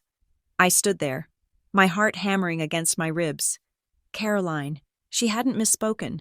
She had recognized me, or rather, she had recognized the face I was supposed to have. I needed to get out of the main hall. I needed air. I wandered into the side gallery where the foundation had set up a Legacy of Giving exhibit. There were panels detailing the history of Harthridge and the Briar Glen Legacy Foundation, old black and white photos of groundbreakings, check presentations, and galas from decades past. I walked along the wall, scanning the faces, and then I saw it. It was a photo from 1992. The caption read, "Spring Fundraiser for Saint, Lark Neonatal Unit." There they were. My mother, Elaine, looked impossibly young. She was wearing a dress that looked too big for her. her posture stiff, her arms crossed defensively over her chest. Next to her stood Gordon. He looked angry. His jaw was set, his eyes staring straight ahead, avoiding the camera. He looked like a man who was holding his breath. And standing between them, with a hand resting on Elaine's shoulder, was Lydia Harrow. The hand wasn't comforting. It was heavy. It was possessive. Her fingers were dug slightly into the fabric of Elaine's dress. Lydia was smiling at the camera, radiant, dominant. She looked like a predator standing over a kill. I took a picture of the photo with my phone. The narrative Gordon had sold me, that he was the benevolent husband tolerating a cheating wife, collapsed when I looked at that image. He wasn't tolerating her. He was being controlled, and Lydia Harrow was holding the leash. I left the gala. I didn't say goodbye to Marin. I drove straight to Gordon's house. It was late, past 10 o'clock. The lights were on in his study. I banged on the door. Gordon opened it. He was wearing his robe, holding a glass of scotch. He looked tired. "Piper?" he said. "What are you doing here?" I held up my phone, showing him the photo from the gala. "I saw Lydia tonight." I said, "She called me Caroline." Gordon's face went gray. He stepped back, almost stumbling. "Come in," he said hoarsely. I followed him into the study. The same room where he had told me to stop pretending. The same room where he had sliced me open with his words 1,000 times. "Who is Caroline?" I asked. Gordon sat down heavily in his leather chair. He didn't look at me. He looked at the amber liquid in his glass. "I don't know," he whispered. "I swear to you. Piper, I don't know who that is, but you know she runs you." I said, "Look at the photo." "Gordon, look at her hand on Mom's shoulder. You weren't the victim. You were the accomplice." Gordon closed his eyes. "I never had proof," he said softly. "Proof of what?" "Of the affair." He said, "I never caught Elaine. I never found a letter. I never saw a man." "Then why?" I demanded. "Why torture me for 30 years? Why call me the affair child if you didn't know?"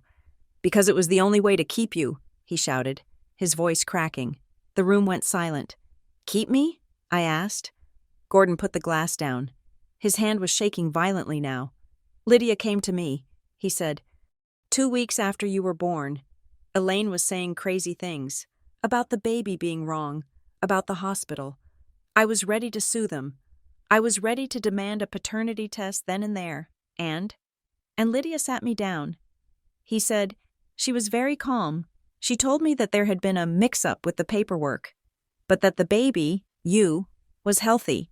She said if I pursued it, if I made a scene, the hospital would have to open an investigation into Elaine's mental state. She said they would find drugs in her system. She said they would deem her unfit." He looked up at me, his eyes wet. "She told me I had a choice. I could accept the narrative that Elaine had cheated, a narrative that gave me the moral high ground, that kept the family intact, that kept the hospital out of court, or I could fight for the truth. And if you fought? If I fought, she said the mistake would be corrected." Gordon whispered. "She said they would take the baby back, and Elaine would be destroyed." "So you took the deal," I said, disgust rising in my throat. "You let them brand your wife a whore, and you let them brand me a bastard. Just to avoid a scandal? I did it to save Elaine," he insisted, though he sounded like he was trying to convince himself. "I did it because I was warned." Lydia said, "Accept the story. Gordon, it is a gift. You get a child. You get a compliant wife. You get our gratitude." Their gratitude. I repeated, the pediatric center, the board seats, the legacy. Gordon put his head in his hands. "I am a coward. Piper, I know that. But I loved her. In my own broken way. I loved her. And I was terrified of them. You don't say no to the Harrows in this town. You just don't." I looked at this man. This small, frightened man who had worn the costume of a patriarch for 3 decades. He wasn't my father. He wasn't even a villain. He was just a man who had sold his soul for a quiet life. "I am going to burn it down." "Gordon," I said. He didn't look up. "I know," he said. "Just leave Elaine out of it. Please. I walked out of his house. I felt lighter. The anger was gone, replaced by a cold, hard determination. The next morning, I met Tessa at a coffee shop near her office. I placed the phone with the photo on the table. Gordon confessed. I said, there was no affair. It was blackmail. Lydia Harrow threatened to take the baby away and ruin Elaine if they didn't accept the affair narrative. That explains the motive for silence, Tessa said. But we still need the paper trail. We need to link the Harrows to the swap. I have something, Tessa said. She pulled a document from her briefcase. While you were at the gala, I was going through the subpoenaed charity records. I found a settlement agreement. It was sealed, but it was referenced in a tax audit from 1993. She slid the paper across the table. Settlement agreement and release of claims between St. Lark Medical Center, Patient Group B, and the Briar Glen Community Health Initiative. The Briar Glen Community Health Initiative? I asked. It is a shell company, Tessa said. It was dissolved in 1995, but look who funded it. She pointed to the funding source, the Harrow Family Trust. And look who signed for the initiative, she added. I looked at the signature block. It was a scrawl I recognized. Arthur P. Sterling, Gordon's old mentor. I said, the man who got him into the planning commission. Exactly. Tessa said, the Harrows used a shell charity, run by Gordon's mentor, to pay off a group of patients in 1993. Patient Group B. That matches the log. I said, Protocol B. Tessa nodded. This isn't just one baby. Piper, this was a class action settlement that was buried before it ever saw a courtroom. They paid the parents off. They bought their silence. But my parents weren't paid. I said, no, Tessa said. Your parents were the dumping ground. You weren't the baby they were buying.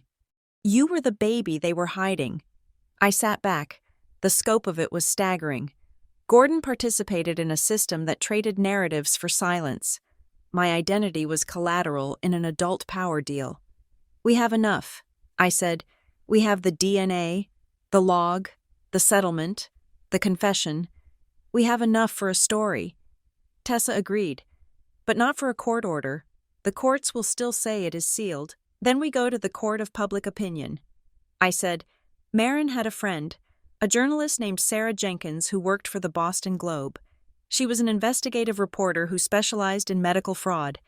I set up a meeting with Sarah for the following morning. I spent the night organizing my files. The bracelet, the nurse's note, the photo, the settlement abstract. I was ready. I was going to expose Harthridge, the foundation, and the Harrows.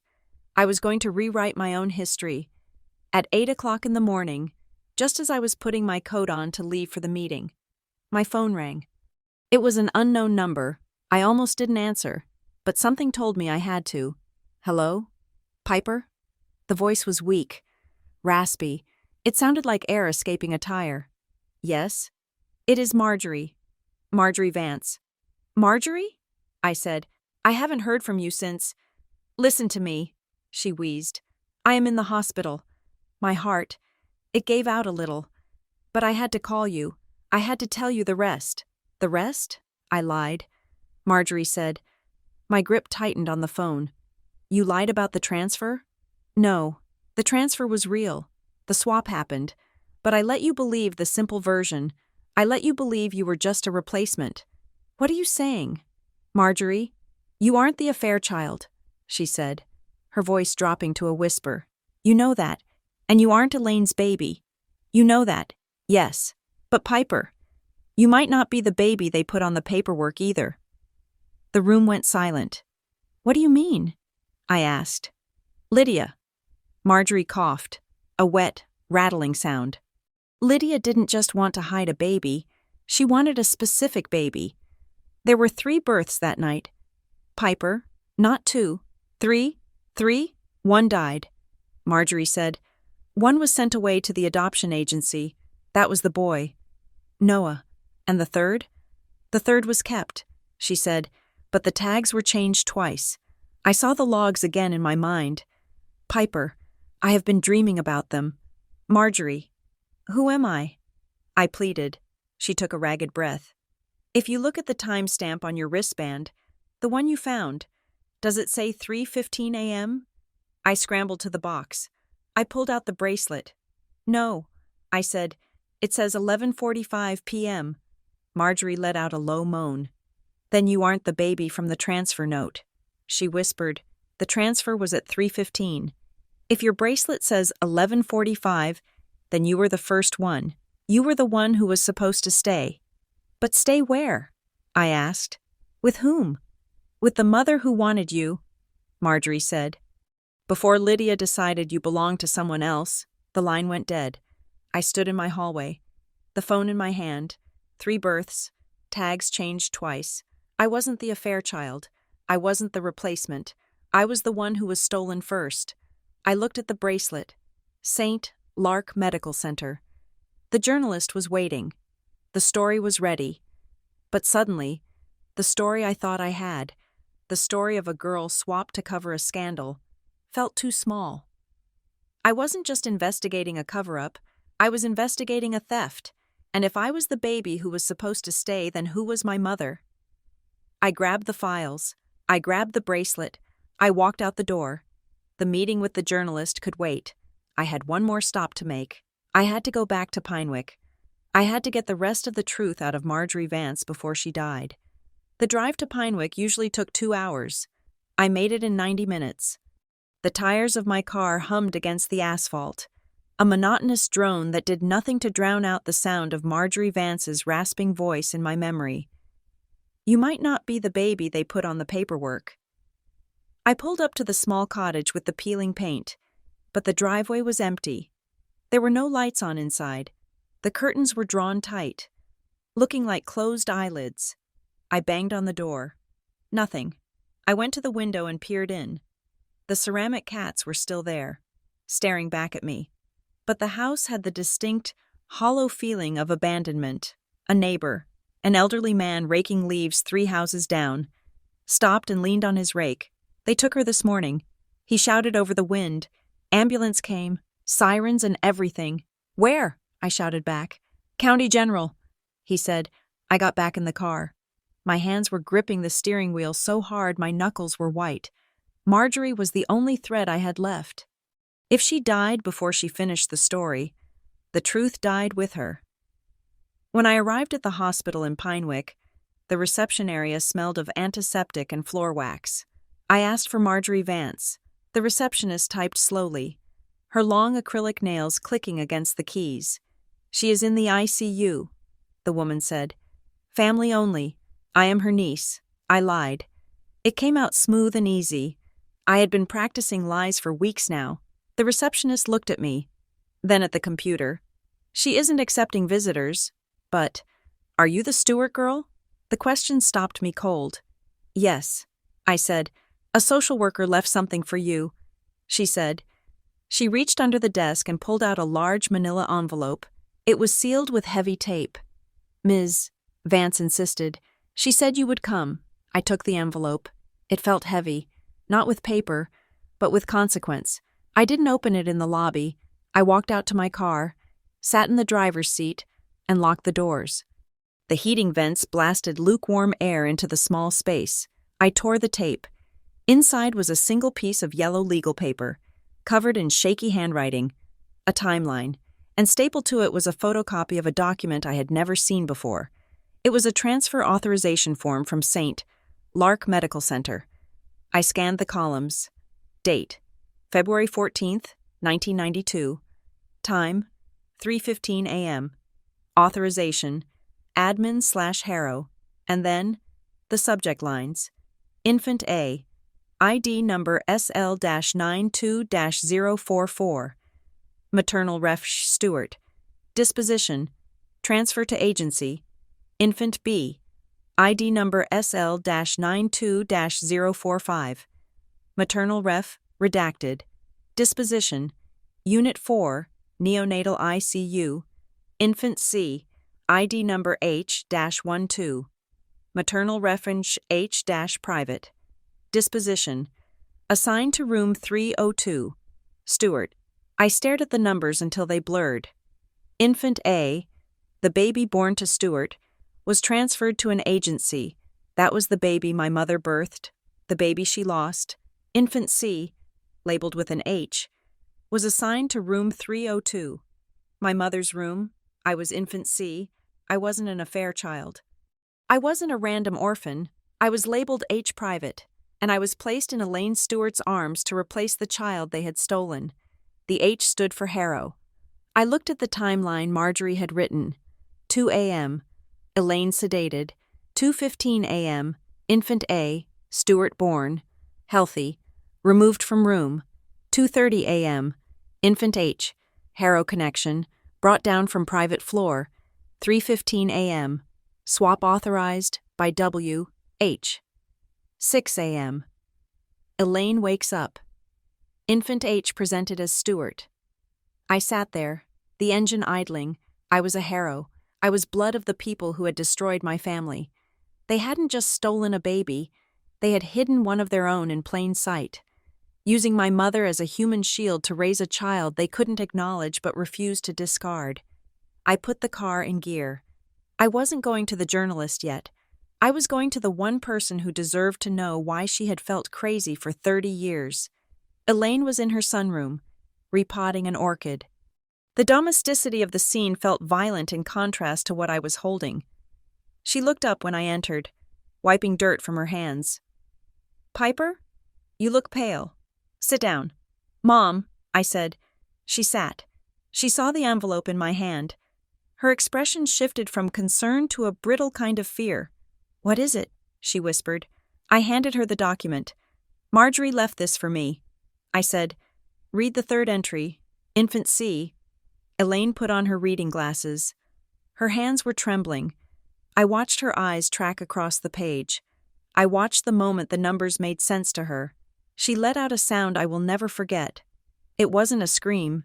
It was a gasp, like someone who had been holding their breath underwater for 3 decades and finally broke the surface. "Infant A," she read, her voice shaking. "Transfer to agency." She looked up at me. Her eyes were wide, swimming with tears. "They took him." She whispered, "It was a him?" According to Marjorie, yes. Elaine covered her face with her hands. Her shoulders shook. I knew. She sobbed.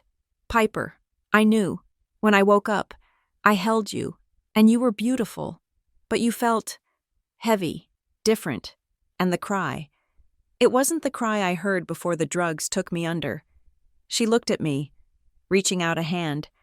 I didn't pull away. I told the nurse. She said, "I told her. This isn't my baby."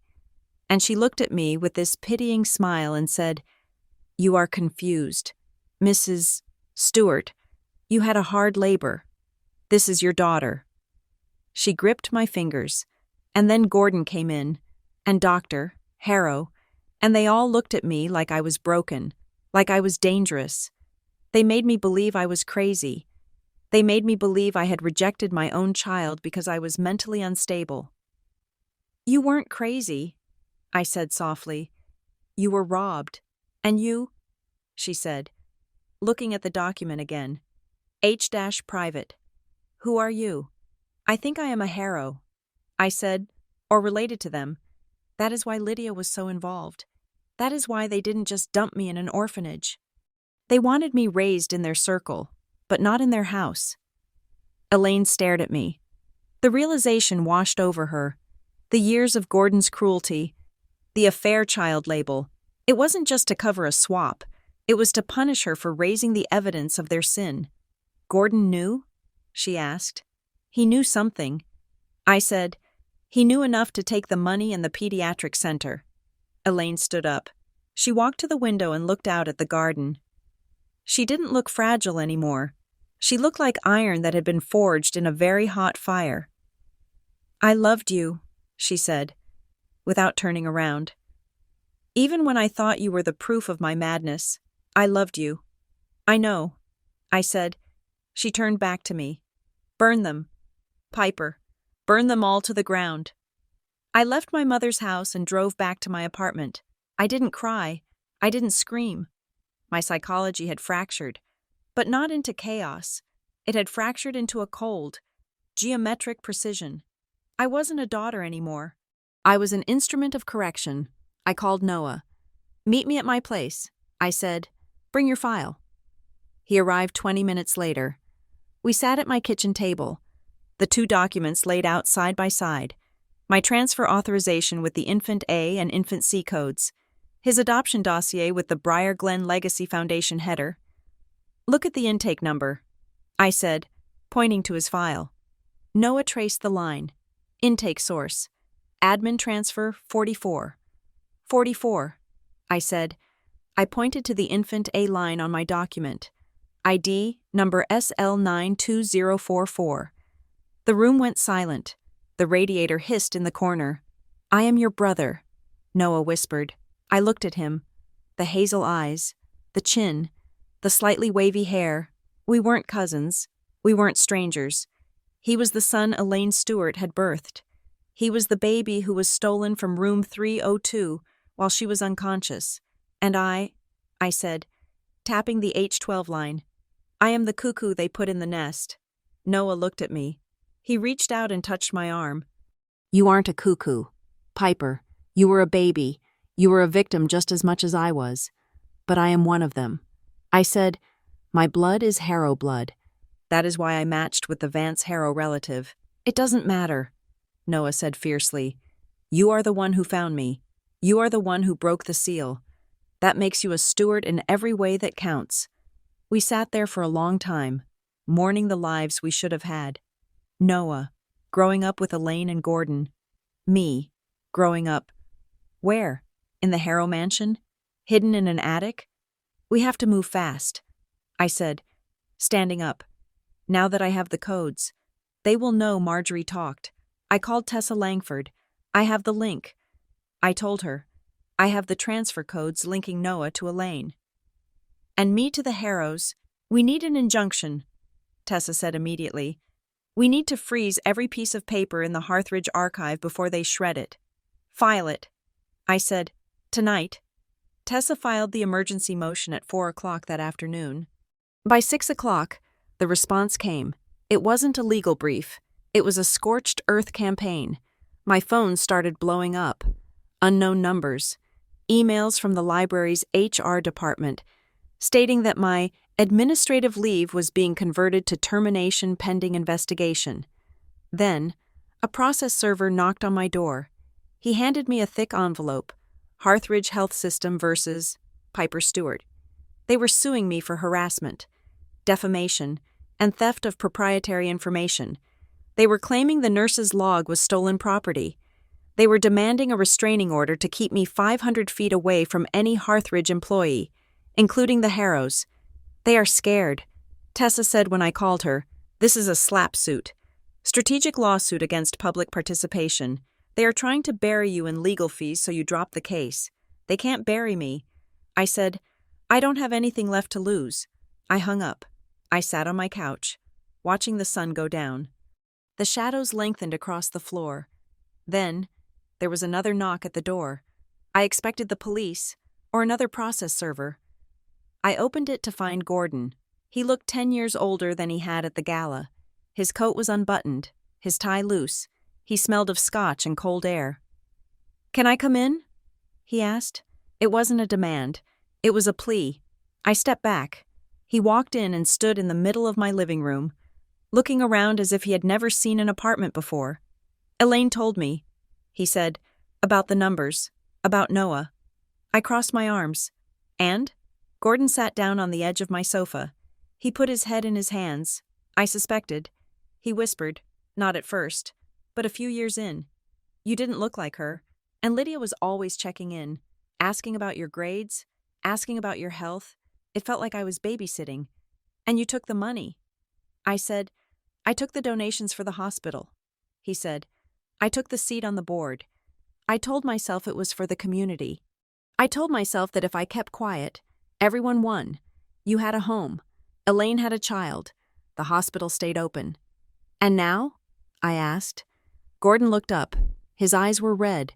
"They called me today. Piper, Wesley Harrow called me."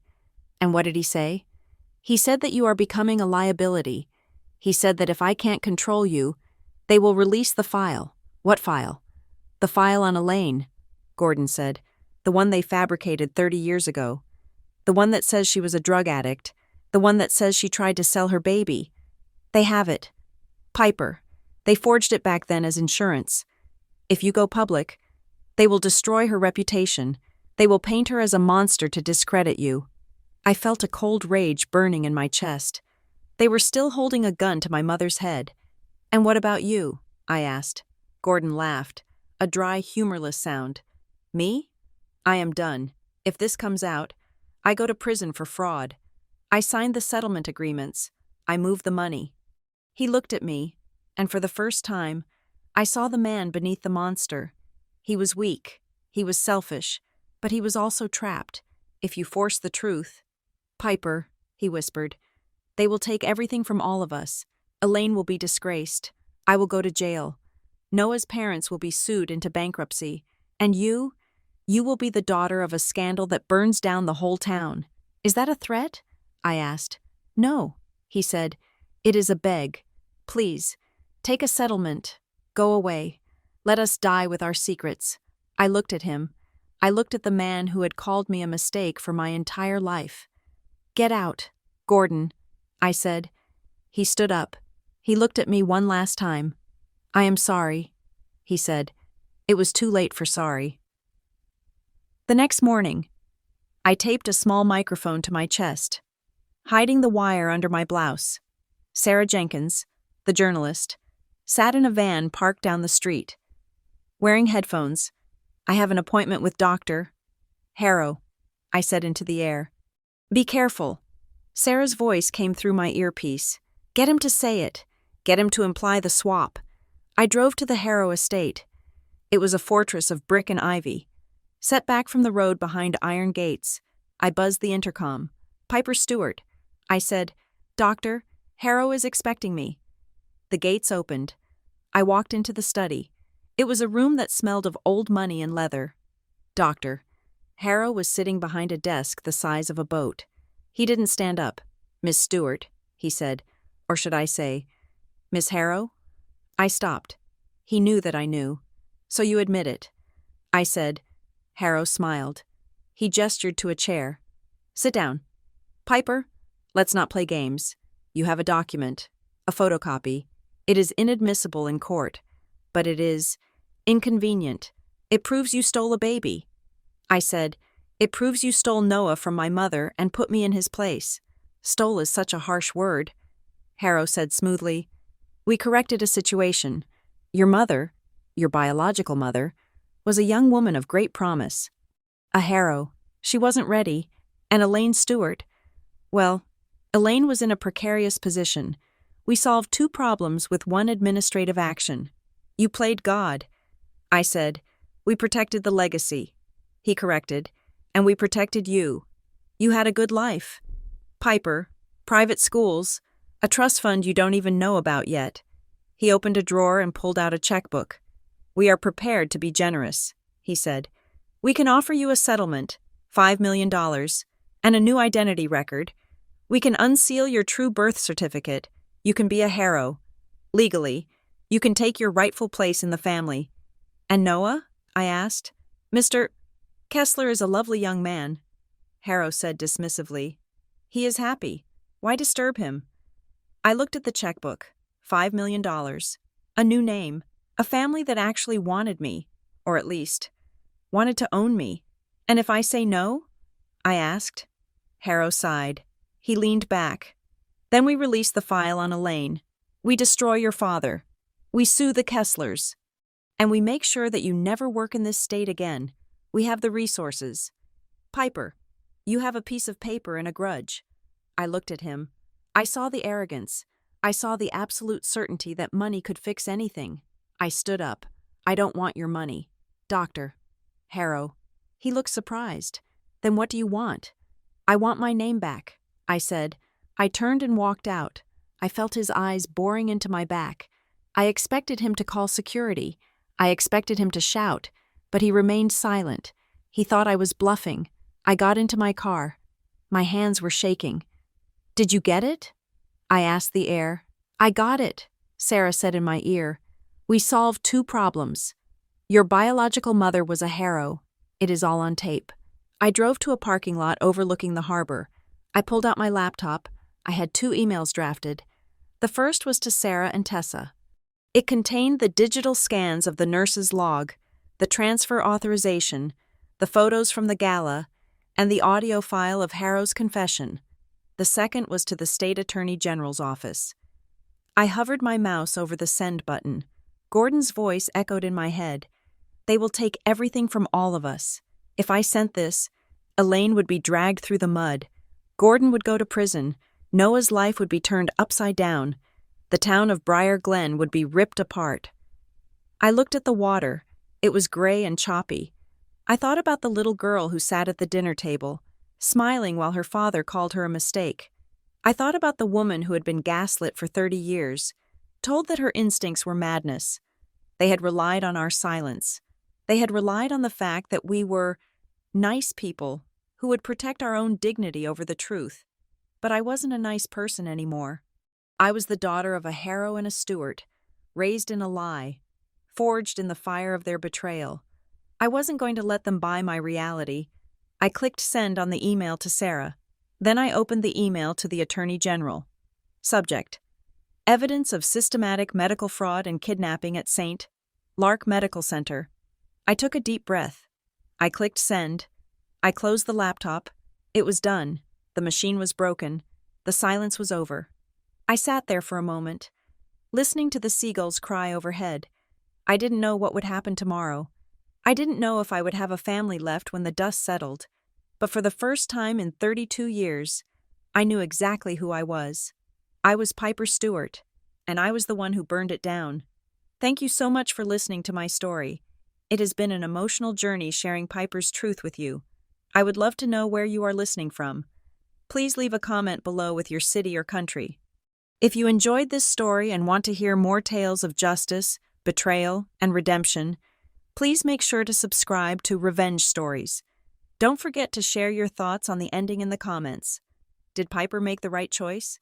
I can't wait to read your opinions. Stay safe, and see you in the next story.